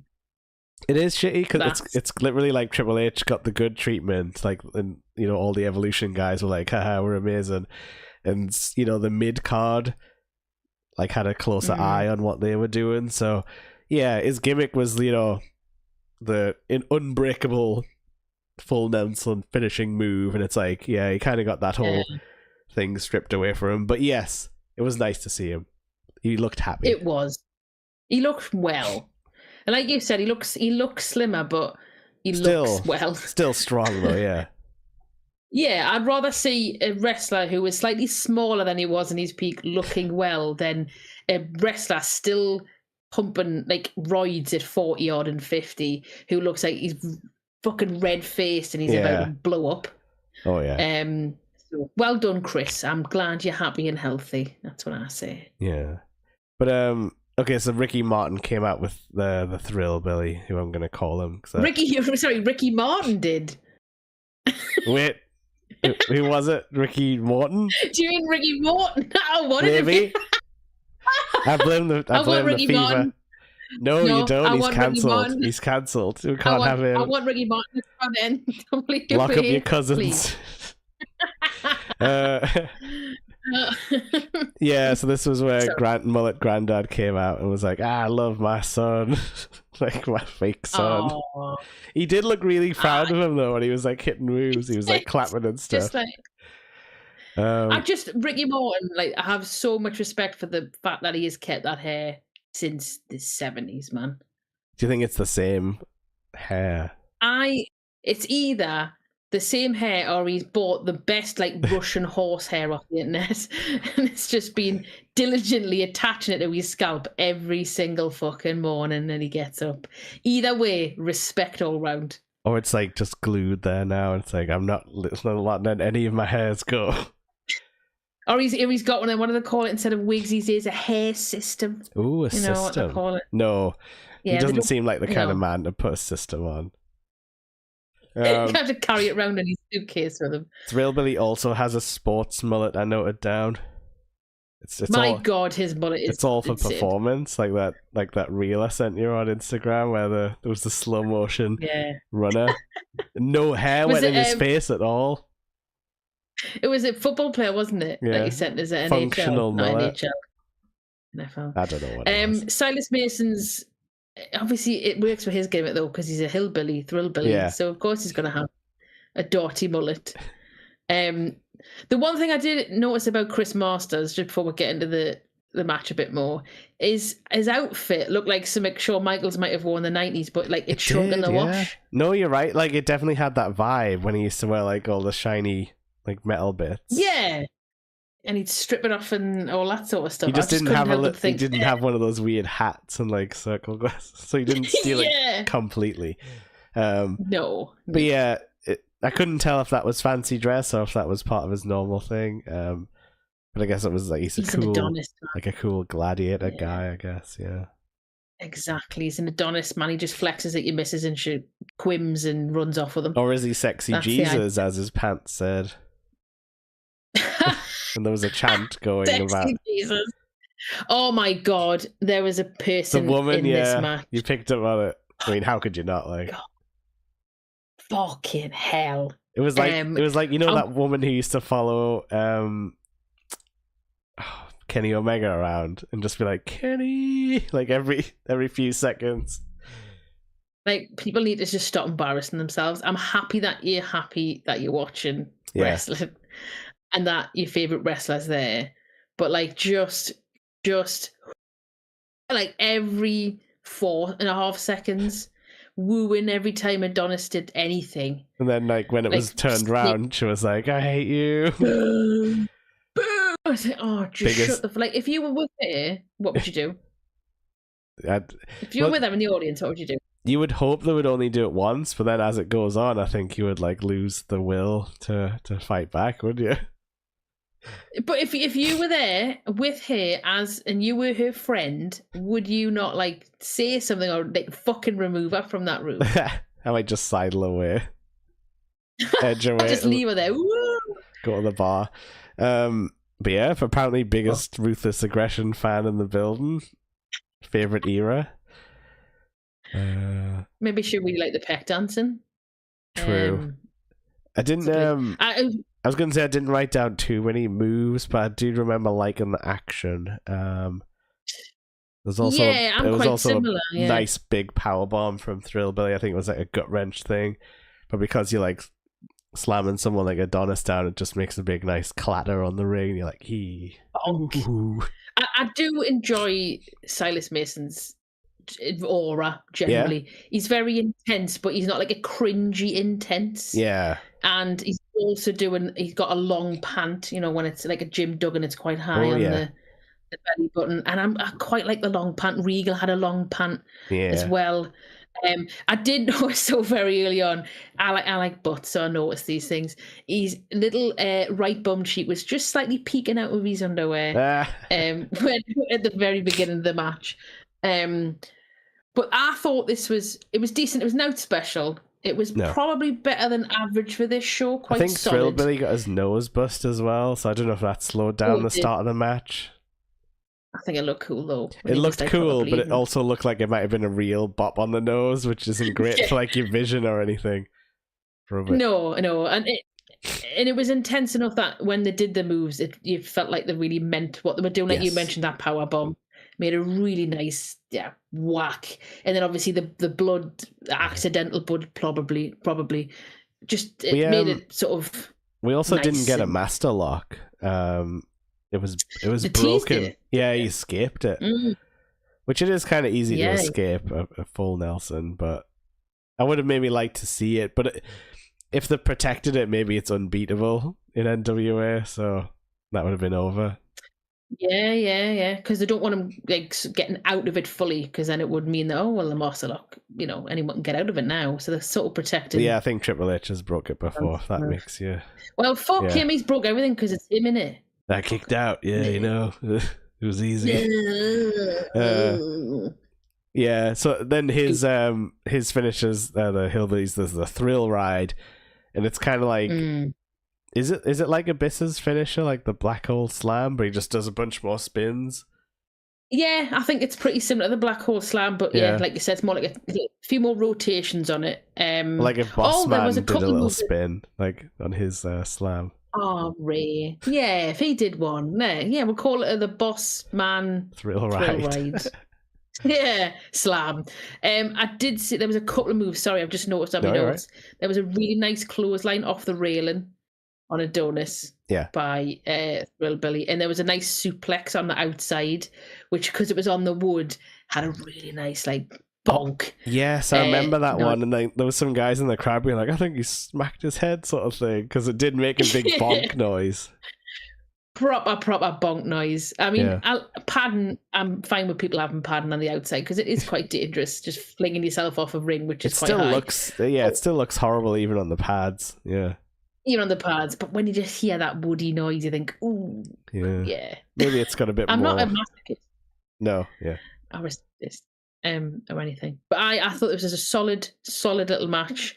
I like the fact there was a little bit of the finish has been threatened on both sides until one of them then finally hit it. And then boom, that was it. Yeah, these what do you call them? Southern Six are doing well tonight. They are. Oh, and I'll give credit again to NWA for this. At least on this pay-per-view, the finishers actually mean something seemingly. Yeah. Like, people have done their finishers and it's usually finished the match. Yeah. Which is rare in modern wrestling. No, I don't think I saw any like near fall like from the giant like move or whatever. No, nothing like excessive. There might have been a couple in the last match, I think, but nothing like where I don't even know what EC3's finisher is. I couldn't tell you. Oh, it'll be like the Nietzsche or some stupid philosophical nonsense. The Demacles. Yeah, the Demacles, the Suad of Demacles. Oh yeah, that's how it was known. All right, well, now it's time for more clowns, but real clowns this time. In the Riddle Box match, and we get a little weird like Tim and Eric intro video for it with like Violent J. Being like what, like this really made us laugh. It was great. Like whoever edited this together was like fully on point. Like, yeah, because he was like there was like parts where he was like doing little like dances in the background, was making little like weird squishy cartoon noises and stuff. I wrote this that it's a strangely compelling segment. It's honestly this idea for a match is excellent. It doesn't even have to be clown themed because you could do this for like Christmas or anything. But effectively, there's random boxes all around the ring that have random items in, and I'm just like, okay, so it's like as close as you get to, like Smash Brothers, like, you know, break the boxes open and find what's inside. But yeah, like, you know, why hasn't anyone done this elsewhere? A mystery box match, just it's fun. I mean, you did have a thing back in the 90s where there would be Sting would be wrestling in a box, and wooden box would be wheeled out during his match. And then at the end of his match, like, it's like Abdullah the Butcher or someone would come bursting out with like a tag Sting. That was the whole thing for a little bit in 1992. But so would he just try and walk past the box and be like, oh, I don't want to set it off? And I don't know, I can't remember if it was Abdullah would burst out just before the end or the finish. Oh, I don't like that. So it's like a looming threat. I think it was. And then it turned out that someone had I think it was one with Abdullah the Butcher, one with Cactus Jack, and I think someone had hired them to like attack Sting. It might be like Lex Luger or something. It was very strange. But you've got to get in the box. I can't stress this enough. Well, you know, they resisted the urge to put a human in the box, which, you know, fair dues for your first Riddle Box match or whatever. It did say it was the first ever as well, so. Has there been a one since? I don't know, but I would watch one again because it would only get better. Okay, so this is the Brothers of Funstruction, who are just two clowns called, like, I don't know, Beppo and Nepo or something. It's Ruffo and Yabo. Yep, fair enough. Beppo. Oh no, that's Beppe. He was in EastEnders. Nepo is somebody who has famous parents. Well tried. Yeah. So they were with Violent J, a 3-clown team. The other team was La Rebellion and Vampiro, and they were just all dressed like the Misfits. And from the look of the match card, they always dress like the Misfits. Yeah, a Mecha Wolf I've heard of, and I think I've seen on a AAA or CMLL thing. I don't think you would forget the Mecha Wolf if you saw the Mecha Wolf. Yeah. Bestia 666, I don't recognize. No. Vampiro, we do recognise because it's Ian Donaldson from Lucha Underground. Yeah. I haven't seen him in person for a while, but he looked good. He looked better than I would have thought for 2023. I mean, he looked... There wasn't much wrestling to be done. No, by he these. looked like a sort of an old wet saggy condom. I think that's the nicest way to. He looked tired. He looked like a dad that's going out to a Misfits show, like really. Yeah, which I'm guessing is mostly their audience at this point. But okay, so I did write down these guys look rubbish, like the Misfit gang. The rebel. I don't know what it was about them. If it's just like too much punk on your body. Like I'm gonna say it. I'm gonna say it. Mosh had like a better aesthetic going on than these guys. Okay. You're going for punk. Okay, I'll probably broadly agree with that. I like this concept though that you've hit there of too much punk on your body. Yeah, like too many. No, like too many patches. You know, like it kind of comes off like posery. Like, oh, I've got the face paint and I've got like 1,000 patches on my jacket. And bike chains. Are you calling out and people spikes with battle jackets and studs? So it's like a hat on a hat on a hat. There's too many elements. So you can have a battle jacket with shitloads of stuff on. That's fine. But if you have all of the other things, the spikes, that's a hat on a hat. That's too much. Okay. Possibly. Right, okay. Yeah, I think you should deck out your battle jackets sparingly, you know? Don't be afraid of some open space. I've seen some intensely decorated battle jackets. Curate the battle jacket. Curate your battle jackets. That is the moral from moral of Jake's story. Still needs to go in the wash, gang. You know, you can't have spikes and badges everywhere because otherwise you just have to take them off when it goes in the wash. Wash your battle jacket, Stinky. More do you have a battle jacket? Yeah. Okay, so do you just wash them on a normal wash? Yeah, you can do. It's like they're sort of like a faux denim normally, like nothing special. Nice. Black denim sort of vibe. Fair enough. My other half's got like 2 or 3 of them, I think, and I always wonder like how you keep them clean and keep everything on them because some of them just fell off, and I had to I spent like 3 days stitching like 8 of them back on. Yeah. Anyway, enough of battle jacket rants. Where we were with this match. They took the jackets so you off don't to like wrestle. Wolf Invested. I liked him when he was a wolf head, but then he took it off, and I was like, "Oh, it's just a guy inside." Oh. It's like when that dragon guy. Bring back the Minotaur. Yeah, it was like that dragon guy, Lucha Underground, who became less dragony. Were you a fan of Mantor? I would have been if I'd seen him as a child. But the only fan of Mantor. Mantor's only fan, yep. So yeah, but like as an adult, you can see the mask's really silly. But I think maybe on standard definition, if I was with the eyes of a child, I could have believed it. You could have been duped. We can't go on a Mantor side quest. You have to put him in the show if we're going to talk about him. He's too much. I thought it was again inspired idea by the clown people to hand out balloons to the crowd when you come out, because you can see them floating around in the crowd like afterwards. That just like enhances the whole segment because you've got this visual the whole time. Yeah. But yeah, I tried to write down most of the things that came out of the boxes. This was very like silly. The 2 clown people, the Funstruction brothers, had full-on clown shoes on, which I thought was amazing. I was down with this clown gimmick, man. I think they were a proper good gimmick that has been thought out, and the people who do the gimmick can wrestle in it, so it doesn't look stupid that they're wearing clown shoes, like you said, or a silly hat or whatever. And they were absurdly entertaining. There was a part where one of the commentators was like, "I still don't believe those shoes are regulation size." That was Tim Storm, I think, who said that. And I'm just thinking, like, where's the rule book about the regulation shoes that wrestlers have to wear? That's a good point, because some wrestlers don't wear shoes at all. Is that against is that in the rule book? Well, there's nothing in the rule book that says a horse can't wrestle. I mean, it'd be funny if I've had Mantor wrestle in 1995, 94, then, who can we can't stop people with no shoes on, or people with big shoes on. Who cashed Manitor's paycheck is the next mystery we need to find out. Can you imagine walking into your local bank dressed as Mantor, just trying to cash your payment? What do you do for a living, sir?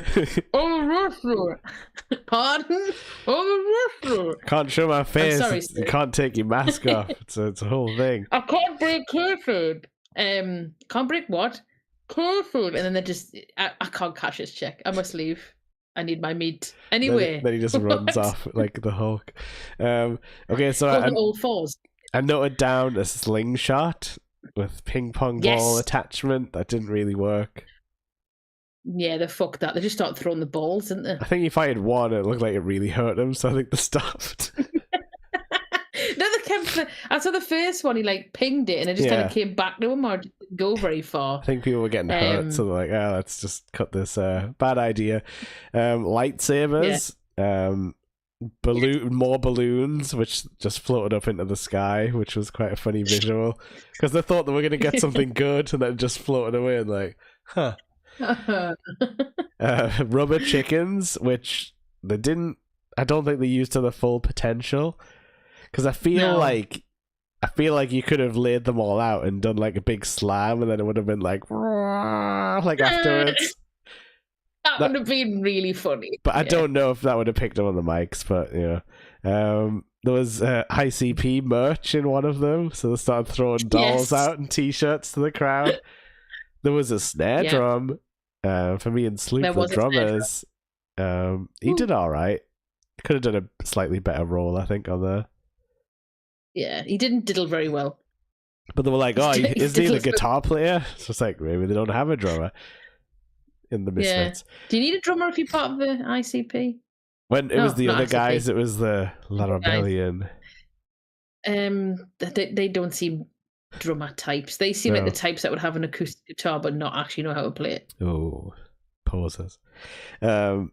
So yeah, a jack-o'-lantern head, so they could make a Smashing Pumpkins and Halloween joke at the same time. Yeah, but that was funny though, because they did a double knee thing and exploded the pumpkin head, but then the ring stayed around his neck for the whole match, I think. That's and I'm just perfect, absolute cinema. He did a balloon explosion spot where he blew up a balloon, one of the clowns, and ran into him and popped a balloon. They're the shockwave from that. And thumbtacks and popcorn. There was popcorn, yes, and thumbtacks. I mean, you're naming all this stuff and it sounds fun, but I'm going to be pretty honest. This match was so sloppy. And there was points of it where no one seemed to actually know what they needed to do or where they needed to be and what was the next thing to do. And the commentators tried their best and they're trying to sell this Vampiro Violent J feud, and I'm I'm not invested in this. They didn't seem that unhappy with each other, to be honest, did they? They were just hello. No. They should have just come back and did the Tim and Eric segment for 25 minutes. I'd rather have watched that than watch this match. It just felt like a proper mess. I like sloppy. Like I said before, I don't mind sloppy matches, as in if the moves look a little bit sort of weary and tired. But I still want the match to have some fucking structure to it and have some sort of logical movement to a different point in the match. This was just we're going to chuck some boxes in. We're going to chuck some fucking clowns on one side and some old fake punks and an elderly vampire man in the other end. And just vampires are supposed to be ageless, man. Well, I'm sorry, Vampiro is not a real vampire then. He's aging. As much as he's aging horribly. His Dorian Gray picture has been removed from his attic. Exactly. I can't remember what the ending was exactly, but I know it was Violent J and Vampiro. I think he slammed him vaguely onto the thumbtack popcorn combo, which got shoved in on the clown's mouth, which I thought was kind of gross. And then there was a really tired-looking splash. Something like that, yeah. That Clowns was it. win. 1, 2, 3. Vampiro. Clowns won, but Vampiro did nothing in this match. So I'm guessing they just wanted to give him like £100 in a pat on the back. But did you like how they had like? J didn't do that much? No, he looked really tired when he did. But did you notice they had like silly clown music as well? It was like do do do do do do. I want to watch more of the Brothers of Funstruction. They were great. They just visually and everything. I liked their part of it, even though, like I said before, it was sloppy and they didn't. They were doing half the time. There was an improvement on Doink, like because Doink was too scary. These were like, whoa, okay, that's fair. Yeah, he was like a serial killer, like in real life. Like that guy would kill you. Well, he was a man with known anger and substance abuse problems in real life. I don't know if he actually actively ever killed anybody, but he was not a nice man. He took like the scary psycho clown thing a little too much in the scary dimension for me. It was cool, man. He was good. Go back and watch the Doink again. It was really cool. But these guys had clown with like a dash of sinister, like where you're like, well, I wouldn't trust these guys around with children, but they're pretty funny. Like that kind of vibe. Yeah, like that's like a greasy sort of street clown, but like not a who might kidnap a family member when you turn your back. So keep your eye on them. Yeah, they might hold them for ransom, send you some shit in the post. Cool. Like if Jared Leto's Joker was a tag team wrestling group, they would that's what they'd be. Ooh. But less like sexy. I guess, but the Penguin also had like a circus gang as well, didn't he? True. We need Danny DeVito to lead the Brothers of Funstruction. Not dressed as Penguin though. He used to really scare me as a kid in Batman Returns. Well. When he was like in the thing, he had all the black stuff and he was dead at that point. So I know, but it just that visual. Oh, I had nightmares for weeks. Oh, it was terrifying. Same. I mean, I was very much underrated watching that. I think I was 15. But now after Always Sunny, I'm like, oh, Frank, like he's not scary. That's anymore. Just him. He did it again in Always Sunny when he was doing that when he had all the beer and stuff, and he's trying to get an intervention on him. Speaking of interventions, it's time for the cocaine scene. Yeah. So it flits back to like the seating drinks area where there was seemingly fans sat on those tables. I'm sure I saw a family like a few segments back. So yeah, all of the evil guys are just doing cocaine off the table. The commentators don't sound like they were totally ready for it because they're like, what is that? Well, I guess it's a pay-per-view. And they just have to like talk around it as if they don't know what it is.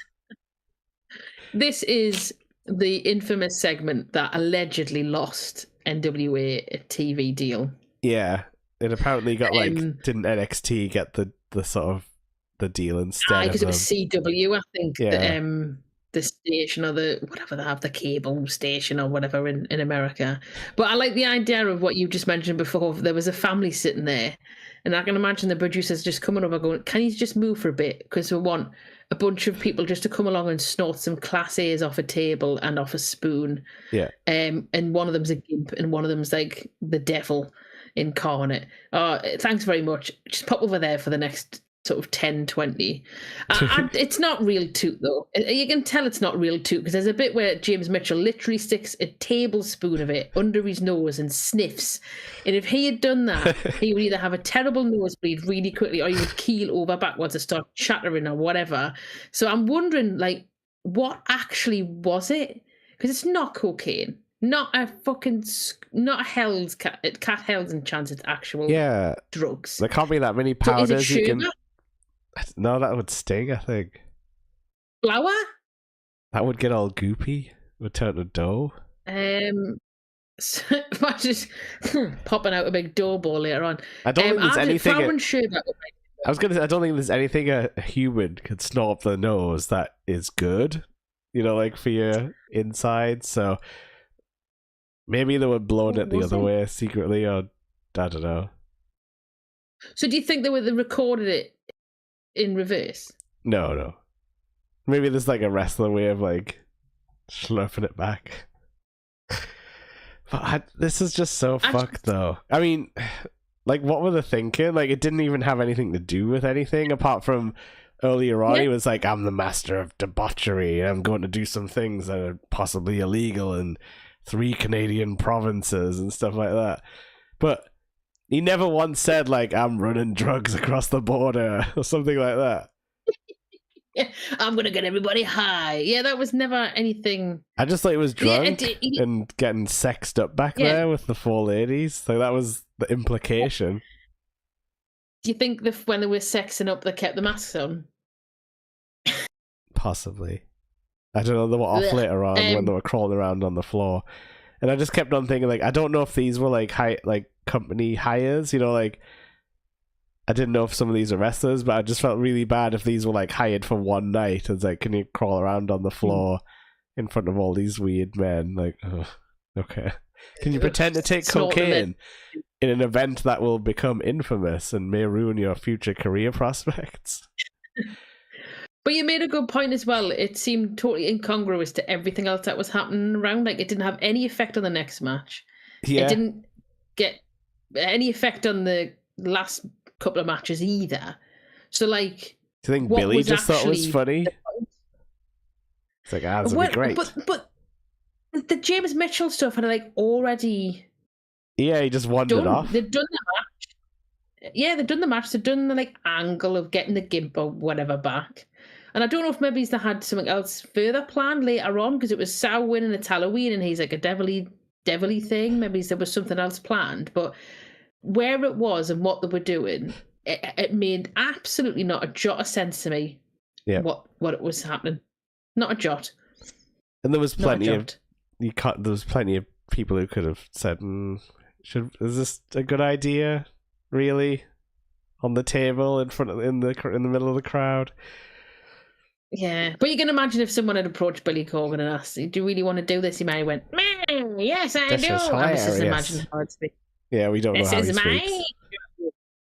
Skeletor. Stephanie Sterling's Skeletor is how I'm speaking, so we're just going to go with that. Yeah. Yes, this is my show. You do what I want to do. We want to sniff toot off a spoon. There's just been a Smashing Pumpkins chant. I'm invincible. Right. So yeah, like I say, the commentators don't really know what to say, and they sort of just. That's the funniest bit. Yeah, I don't really know. I guess it is a pay-per-view. Like, that's all we got for you. So this next match is Kenzie Page versus Ruthie J. So, one thing I noted down was they mentioned there was an NWA The World is a Vampire tour, which I was like, hell yeah. That's just the kind of on the nose that I appreciate from wrestling. No subtlety. This is a line from my old song, everybody. But I thought this match was amazing, like, overall.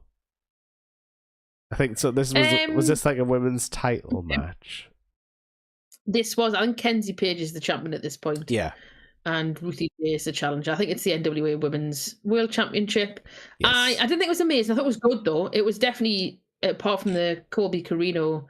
So Colby Carino, the Silas Mason, and this match are probably the 3 best matches on the card for me. By, very easily, because they were competent. But yeah, I think these two had really good chemistry together. They were both very athletic. They were the right size for each other as well, that they could do the athletic stuff. Oh, that's a good point. Like, yeah, I don't often think about that. That like certain sizes don't like mash together well. But yeah, so if you, I think you can, but they've got the moveset's got to work in that context. Yeah. So if you, for instance, got Io Sky against Nia Jax, right? Yeah, she's massive. Nia Jax is so tall. Io Sky is tiny. Io Sky's, some of her moveset is very much more aerial and high flying and more about like propelling, people across rings or on the floor, or whatever. She's not going to be able to do that to Nia Jax because she's so much bigger than her. Whereas Nia Jax, she can just power bomb her and lift her up and do all this sort of stuff. So, Io would do offense to work with what Nia is. So the classic big versus small thing. But these two, because they were pretty much the same height, the same weight, roughly the same size. They've got a bit more room to maneuver, a bit more freedom. They don't have to worry about, well, what if I can't lift them, or what if they're too small and they can't take it. Yeah. So yeah, They did some great like the shoot wrestling sequences as well. Like I couldn't fault any of those. Like they did the really cool bridge spot as well, which I always think is like, oh it's cutting it really close to the 3 count. Good. Yeah, I've got to know about it. The bridges and the suplexes all look really, really crisp and very clean. My only criticism, I think, is they go a bit too hard, too fast, too quickly. Yeah. But my argument on the other side of that is they're both still really young, so that they'll learn a little bit about sort of pacing it a bit better. And they've only been given 7.5 minutes or whatever here. Yeah. And I think they're putting a really good show. And they got their shit in. They showed what they could do. It did seem to go over quickly. Really well. Yeah. It did. Yeah. It wasn't lumbering or boring in any part. And yeah, I thought Ruthie was a really good seller as well. Considering she was quite young, I think. Yes, because Kenzie had a mean streak in her. She was very much like trailer park mom who's escaped containment. But I liked, it's like the end story of the match sort of came to be like, Ruthie's trying to hit some kind of top rope finisher and it's just not working out for her. Goes for it one too many times and then gets hit with the Kenzie cutter, which is the diamond cutter. RKO. Basically an RKO. Yeah. Out of nowhere. They did say out of nowhere. Of course. Couldn't help themselves. No. But yeah, I think this is it's a good match. Solid 7.5 minutes and title stays. Not this time, Ruthie, apparently. No. Maybe it's the next time, Ruthie. I would say Ruthie has not got a Wikipedia, so I cannot confirm if she's still at NWA. Okay. But I thought she was really solid. It'd be disappointing if she wasn't still wrestling because she showed something. Yeah, definitely. So this next one was weird as hell. This was the Knights of the Round Tables match. Can I just point out that previous match is the only one, I think, apart from the women's tag, which was not a stipulation. Oh, that's not fair. So we are now match 10.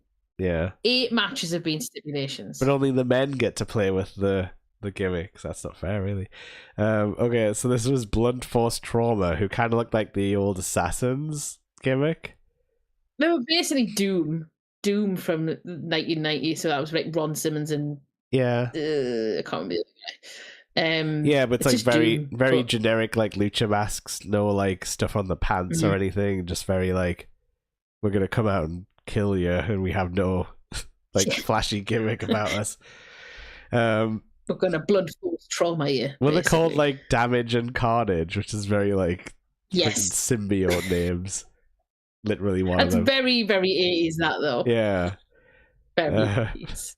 So there was also Crusader Knights, like Templars that came out, like Dark Souls characters were here. A wizard came out and was like, ooh, he's always casting a spell. And he was just stood there like this. Do I still have my magic sound effects on here? Oh, do it. I do. Have you? Nice. Oh, they don't work. Oh, they do work. You can't hear them, but they're working. I had more effects than NWA did for that guy. And yeah, so Aaron Stevens is Blunt Force Trauma's manager. And so that's Damien Sandow. Was he... That's who he is. Right, okay, thank you. Yeah, so he's got like the gimmick of I'm the talkie man, and also I have a loaded glove apparently. Which add that to our list of loaded items. A white loaded glove. What have we had like loaded items wise since we've done this podcast? There was we had the glove, loaded mask. There was that loaded shoe. Yeah. The Chekhov shoe or whatever it was called. Yep. Is it or something? Where you had to like kick something to the front so that it became loaded. Yeah. That was good. Have we had anything else? I'm sure we've had something else. We've had some We've had brass knuckles. We've had like some weird, like nondescript items where like, oh, he's got the foreign object. Just looks like He's got a spoon with sellotape on it. I don't know. Yeah. We'll have to keep a closer eye out for more loaded gimmicks. Yeah. Well, I mean, three's enough so far. We'll keep an eye on it for the next I don't like one. a full glove being loaded. I don't like that for some reason. But you just want one finger that's loaded, or a palm, or the knuckles, the brass knuckles. Okay. So I have an issue with that. If you've got a glove on, how will you load a knuck? Because surely when you crunch it in, your glove will tighten to your knuckle. So how will that work? Oh, true. What's in his glove though? Like, is it like chainmail? It's sand. It's one of those gloves, is that, when a man's really lonely and he wants to pretend that someone else is wanking him off, so he gets a marigold and puts loads of sand in it and just puts it on his willy. One of them. Yeah, one of those. The Cactus Jack, I think they're called. But no, yeah, it's a. I guess we don't know enough about the law. But anyway, he's definitely not here tonight, Sloop. So why are we even talking about him? I know he's not here at all. He's not allowed. He's not allowed to be from there. ringside. So all right, from ringside. Oh, that's true as well. So from ringside. They're fighting Nox and Murdoch, which is a great couple of names for some big, smelly-looking guys. Well, Murdoch used to be in WWE, which it was around a time where I wasn't really watching. Yeah, I thought I recognised him. And I think he was Murdoch then. Yeah. He just looks very old now and very kind of weathered. I think it's a nice way of putting it. Yeah, but like a good build for a wrestler. Yeah, he's very rugged. Although I think he did have a bit of a Hank Hill butt, like where it tapers off. A little tiny cheeks. Because I look at the butts as well, and my heart goes out to the Hank Hill guys. If anyone out there has got a Hank Hill butt, all the strength to you. We'll love you. You matter. Do some squats. Something. You can do it. You don't have to get. You don't. You know what? Embrace your Hank Hill, but you don't need a BBL. You don't need to, squat hard. Just embrace your butt. If you can squat, if your knees are all right, maybe do a few squats. But if you're at that age now where you want all your knees on, great, and you can't squat, just enjoy what you have. True. Said like a true champion of the butt, of the cheek. The true cheek champion. That's me. I did write down this is the sloppiest match so far. I don't know if that's fully accurate. I don't know. That's how I felt in the moment. Of all of the things you've seen, this is what you choose. I like the clown not match. The fucking riddle. No, I like it's that sloppy one. as fuck. All right then. We're out. That's fine. I'll let you off. But anyway, it is sloppy though. This. The only good thing about this one was that they kept putting them through square tables, as they said, and you can only win if you put through a round table. And there is one on the entryway ramp. But it was as if they had like this running joke where the announcer was like, "That didn't count. It wasn't a round table," and he was like getting increasingly. I wouldn't say frustrated, but just like, once again, that wasn't a round table. Like, there was a point where he sounded frustrated, but it was quite funny. And then the crowd started joining me like, "That's not round. That's not round. That's not round." Yeah. I actually, looking at my notes for this, I'm broadly in agreement. This is very slow as well. This is far too slow for a tables match. Like, I don't expect like Edge and Christian versus the Hardys sort of levels of table and ladder type stuff, but this was very much 4 men lumbering, putting a table up. For this point in the night as well, you're supposed to get the energy back up. Yeah, like it's far too slow. The table spots when they happen, do look pretty good, and they are pretty impactful. That Spinebuster in the corner one looked sick. Oh, that was two giant. That was two giant men flying through the air for that one. That was great. But yeah, that's not round. Shouts is a highlight. I think they went through 5 or 6 tables before they got to the round, which is a lot of There tables. was a mini table as well, because I remember the court jester guy ran in, they're like, oh, he's been paid off, and I'm just like, okay. What? Does he? Yeah. Is it supposed to be impartial? Because they all look like creeps. Like, I didn't trust that wizard either, but he was apparently... No, I don't trust Maid Marian, who was the previous interviewer, dressed up. I forgot they introduced them all as well, one by one. Just like really dragging out the runtime. The thing is, though, this pay-per-view was like over 3 hours long. They didn't have to drag any of this shit out. They already had the cocaine tooting, which lasted far too long. They don't need to be stretching out this introduction of a wifey who we've already seen as an interviewer, but they've just put her in a dress to pretend that no one will notice. And they're like, oh, she's Maid Marian. She's like Aaron Stevens' ex-wife, and I'm like, all right, is that relevant? I don't know. Well, Jake, is it relevant? I don't know. What happened at the finish of this slow, tedious tables match? Okay, right. So obviously we both knew he was going to show up. Did you think he was the knight, though? I thought he was the wizard. Me too. And I think that would have hit better if the wizard just got the white glove on and then was stood in the background. Like, the next time you saw him, you're like, oh, what? Something's changed about the wizard. Yeah. He has a loaded wand. The finish was... He could have been like, oh, Kalamazoo.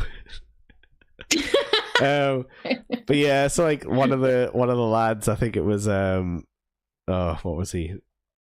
Where's the name? I think Knox went through the table, 'cause, like, he was the sort of more army looking guy out of the two of them. Yes, that would be Knox. Yeah.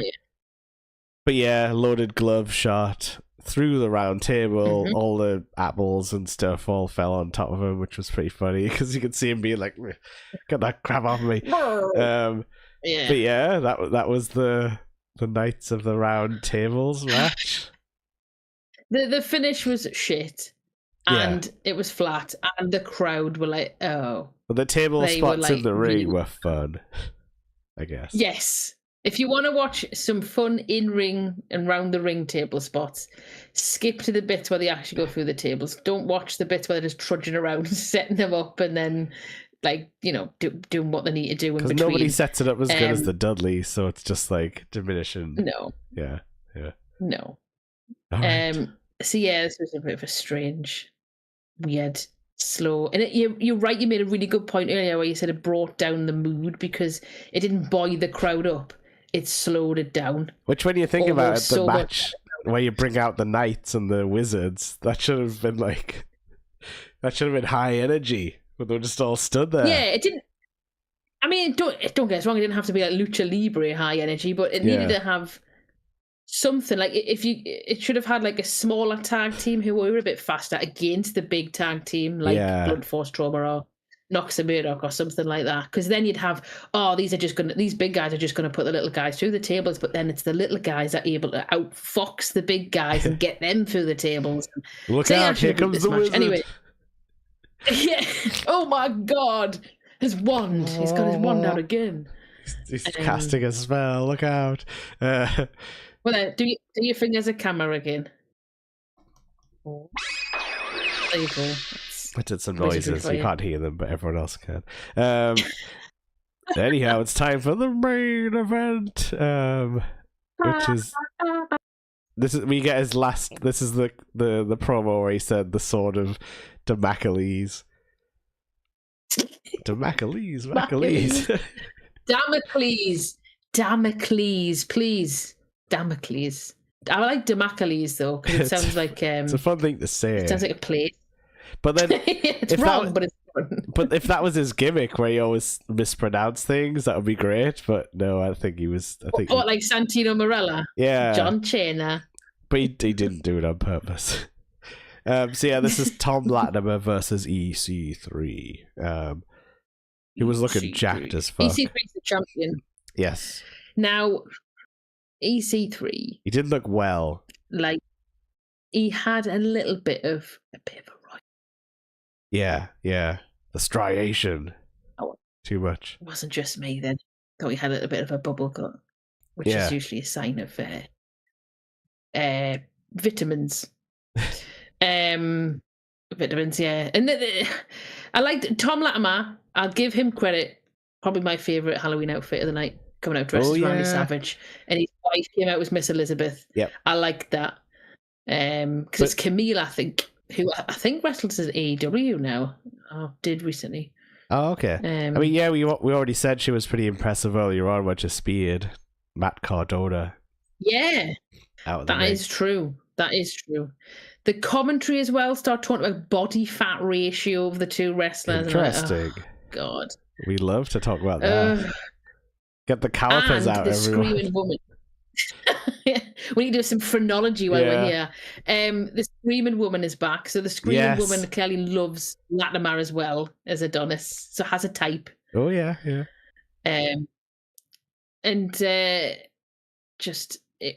This is a weird match again. It was really boring. But the problem was, like, the way they spiced the match up was to do a horrible suicide dive into a chair spot where, like, he probably dumped onto the floor afterwards as well. I'm like, dude, did you really have to do that for this match? Like, it just seemed incredibly dangerous. It did bring the excitement levels up, but I'm like, was it worth it type of thing? It's a pay-per-view, so they probably got paid all right. So I'm guessing it was worth it for the pop. But again, I've got similar notes. Yeah, it was very boring in parts and quite basic. There was some nice chops, because chops are always, a nice thing to hear because they sound really loud and look really cool. And for me, like, EC3 has never done much for me in terms of his promos or in-ring stuff. Like, he's not awful, he's just not special.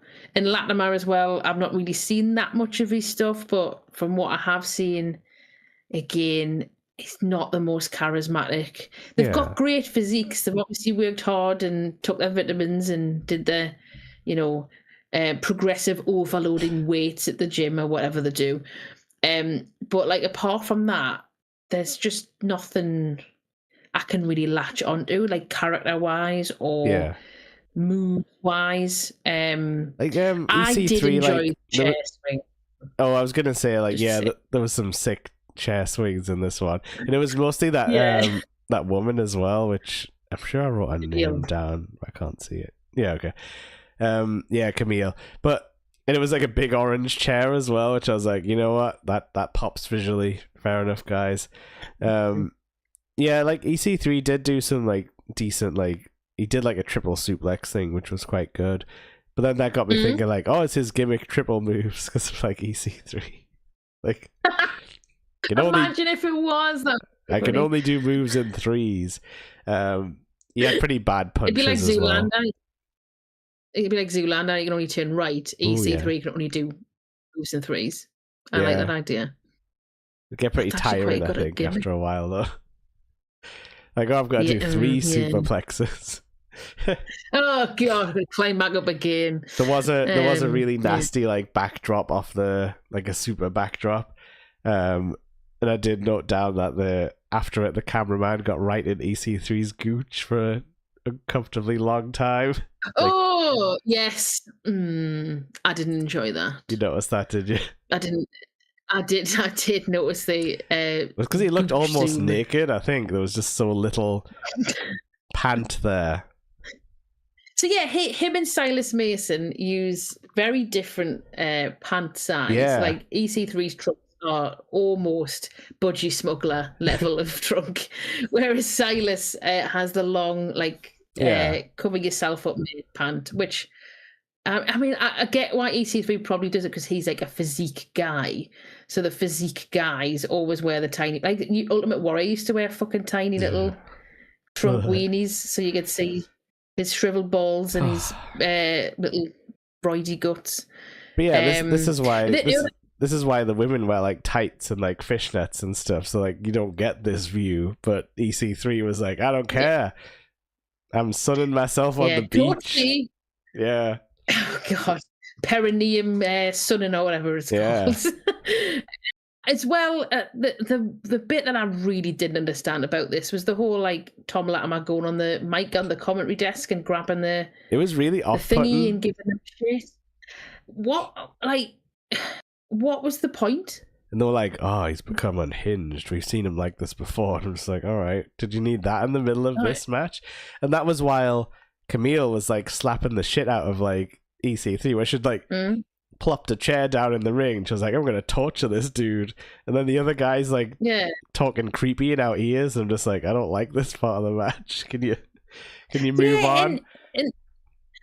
And the other bit was stupid about it was while he was goofing off at the commentary and you were saying that Camille was doing this stuff in the ring, the camera was on him. I was like, I don't give a fuck what he's doing over there.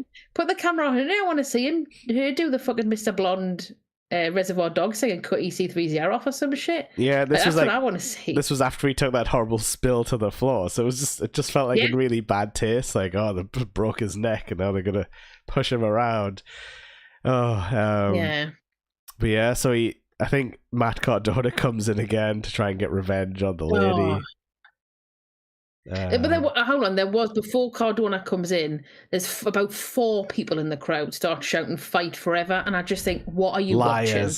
Like, stop. Just stop lying to yourself like that. This is like excellent shit that you want to see continue for like fucking 20 minutes, because I certainly don't. It was I think you mentioned a 10-minute match, wasn't it? Or 20 or less? Oh, I think it was 15 minutes. It's 15 minutes long in total. That includes all the fucking Cardona bullshit. I was going to say, because I remember when it started, I was like, oh, there's only 20 minutes left on the time, but yep, turns out. Yeah. I mean, it felt every one of those 15 minutes. Yeah. And I know there's a couple of moves that I made note of. There was a nice superplex off the top by EC3, which I think you might have mentioned. There was a nice back suplex off the top by Latimer on EC3, which might have been the Gooch one. And then Cardona threatens to hit Camille, and I thought, he's not gonna do that. And then he obviously hits Latimer instead. And the problem I have with it is it makes Latimer look like an idiot because he was mouthing off and got distracted and all that bullshit. It makes him look like a tit. But then it makes EC3 look weak because most of the match was him getting the shit beat out of him for about 10 minutes. Yeah. Getting a couple of moves in. And then the last chinned him for a bit. And then Cardona comes in, and it's Cardona that gets him the win by kicking or beating the shit out of Latimer. Yeah, so it was weird as well, because obviously when Tom got on the mic, it was like, oh, he's unhinged. And it's like, but he still saved his girlfriend. And I'm like, is that the same? Would the unhinged man do that? Like, sacrifice himself for the weird woo-woo kick? I don't know if it was because he was dressed as Randy Savage, if they were hinting towards Randy Savage sort of mental stuff going on in him. But Tom Latimer has not got the acting chops to do that sort of stuff. And it was just, I don't understand what they were trying to make the two wrestlers look like by the end of this match. If they wanted to make EC3 look weak and Latimer look like an idiot, then they've succeeded. If that's not what they were going for, if they wanted to make EC3 look... But and it was EC3's hometown or home state. Yeah. So you'd expect that would want to make it a strong finish for him, and it wasn't. It was such a weird finish, man. Yeah, he got his little pile driver in, but it was like, well, now the guy's already been defeated before that. And they're still just trying to put Matt over. Is it Matt's time to shine? I don't know. That's fine if you're trying to put Matt over, but you're still making EC3 look weak. Which means that when Matt finally gets the title off of him. Yeah, and it means when Cardona finally gets off of him, like, well, we've seen EC3 look like shit in the ring, not being able to beat someone else on his own. It's, why should we care if Matt beats him? Because he could. Yeah. You want to try and... There's just no stakes. It's odd. It's so odd. You got the blueprint. Just wait till he does the dive out of the ring and have your manager him with a chair. That's his weakness. Yeah. I think he did go for the dive again and actually hit it as well, which I was like, that's brave, dude. Yeah, fair play, Broccoli Head. That was, so he gave it extra power when he dived. One up. Ooh.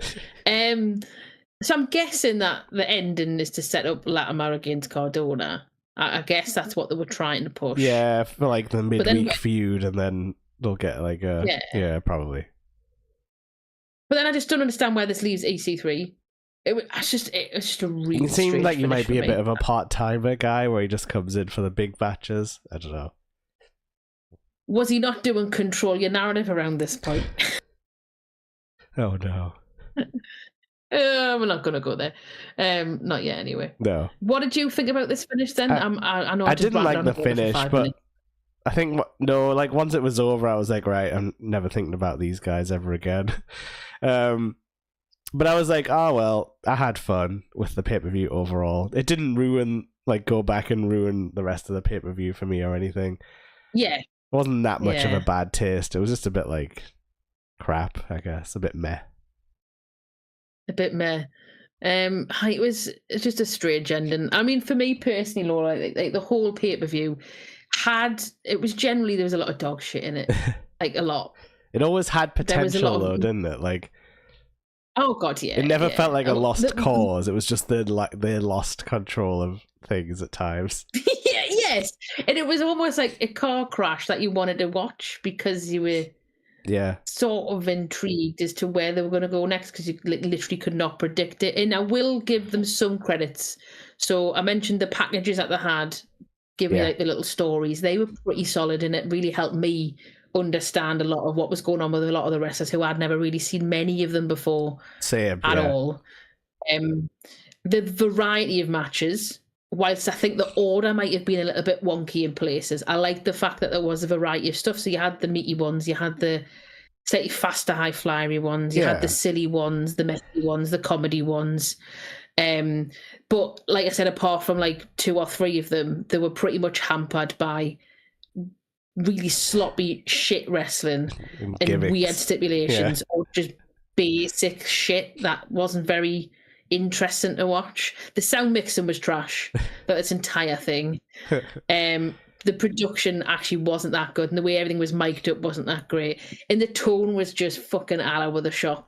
Yeah, but it was watchable in parts. I noticed as well the hard cam wasn't lit very well because there was a few times when the referee lifted the belt up into shadow, and I'm like, oh, he needs to step back a little bit. I never noticed. Oh, I think, never noticed that before.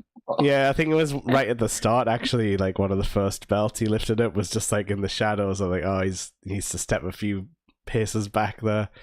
Missed the cue. That's tremendous. Well, you'd think there would be light on the hard cam from every angle, but there you go. Balconies in the way. You think there would be actual production effort. Or they would do a test screening. Yeah, do anything. Do fucking anything to try anything. Because Billy Corgan would have definitely been on stage in the past and understood how lighting works and where to stand. And you just think that a man with his knowledge of production might be better. Unless he just hired people to do that for him. Yeah, but yeah, it's true. Okay, so what was your favorite match then? Oh, my favorite match is probably the Colby Carino match. That was a fun street fight type brawl, yeah. Yeah, I fucking love Falls Count Anywhere matches, man. I'm an absolute fiend for them. And then and then the next 2 down were probably Chris Adonis and Silas Mason, and then Kenzie Page and Ruthie J. Yeah, them 2 I think were really good. I thought the Kenzie Ruthie one had like good energy. It kept me like watching the whole time. Yeah, I think other than that, I've got to just give it to the clown match. Because it was just, I thought you might. That's an idea that's got potential. I'm telling you, better stuff in the boxes next time. I agree. There is seeds of something. Doesn't need to be a 6-man tag. That's probably overkilling it a bit. Yeah. It doesn't need to have Vampiro or Violent J in it either. No. They could have just stood at the side and opened the boxes. They could have been the managers for like the 2 teams because they didn't fucking wrestle. Like they just did 2 moves. I didn't write it. I forgot to write it down, but I was really happy that they didn't have an exploding box, because I was like, I don't want anyone to get shot with fireworks in the face here for the sake of the riddle box match. I nearly wrote it down. It would be very NWA. I was like, to please. have a controlled explosion. Oh no, the C4 present box. Yeah. Oh. Sorry, what were you going to say, Jake? I was just going to say I nearly wrote down, please don't be a firework, like just to note down, but no. Yeah. Or fire, I guess, also as a concern in wrestling. It's like a cane fire jet that comes out. Singes her fucking eyebrows off or something. Could have done a boxing glove, would you though. Sorry. Oh, like a boing, like a... I get you mean. Actually, that would have been quite or funny. Snakes, those snakes that fly everywhere. Yeah. Or the ones, the big tubes where you just spin them up. Oh, that's too really dangerous. Okay. Eyes are a threat, I suppose. Yeah. Would you sit and watch this again? No, not again. Start finish. I've seen it, but I might watch Samhain 24 or something, If this would you really do that to yourself? Maybe on Halloween. There is a one. I think there is a 2024 or 2025 one. There's definitely Samhain 2. That was in 2024. I thought this was 23. Okay, yeah. Yeah. Oh, actually, so Samhain 2. What? It wasn't an actual pay-per-view. Well, it was, but it wasn't. So it was one big show. And then they aired them as a tape delay across 5 episodes of the TV show. Oh, that sounds nice and uncomplicated to watch, yeah. Yeah. Okay. That's weird. How strange. But yeah, I think like they were talking this up at the start like it was going to be all like super violent and stuff, but it was more like silly Halloween. Like, yeah. Halloween Havoc was scarier than this. Oh, the Halloween Havoc bump of Cactus Jack getting squashed by Vader was scarier than this entire pay-per-view. Yeah. When Tony Schiavone or whatever transformed into a bat creature at the start. Yeah. Stole all the children. I will say Samhain, if you wanted to watch the second one, can you guess what the main event is? The main event, but like the match that was filmed as the main event. Would it have been another one of those, hang on a sec, Devil's Last Dance Ultimate Hardcore Team War matches? It's not. It's Tom Latimer against EC3. Oh, get lost. I'm not watching that. Chuck it out. And also, the tag team NWA World Championship match is, strange enough, Knox and Murdoch against Blunt Force Trauma with Aaron Stevens. A year later, it's the same people. Okay. I had one idea, Sloop. Maybe we gave them too much credit. Yeah, I think we did. We did. We definitely did. It's NWA, man. Especially modern NWA. You have to just let them do whatever. Yeah, beat the dead horse. Yeah. You'd think they would have had more nostalgia play stuff on here, but yeah, that's what other promoters would have done. But I guess Billy was like, "This is my new era. I'm a vampire."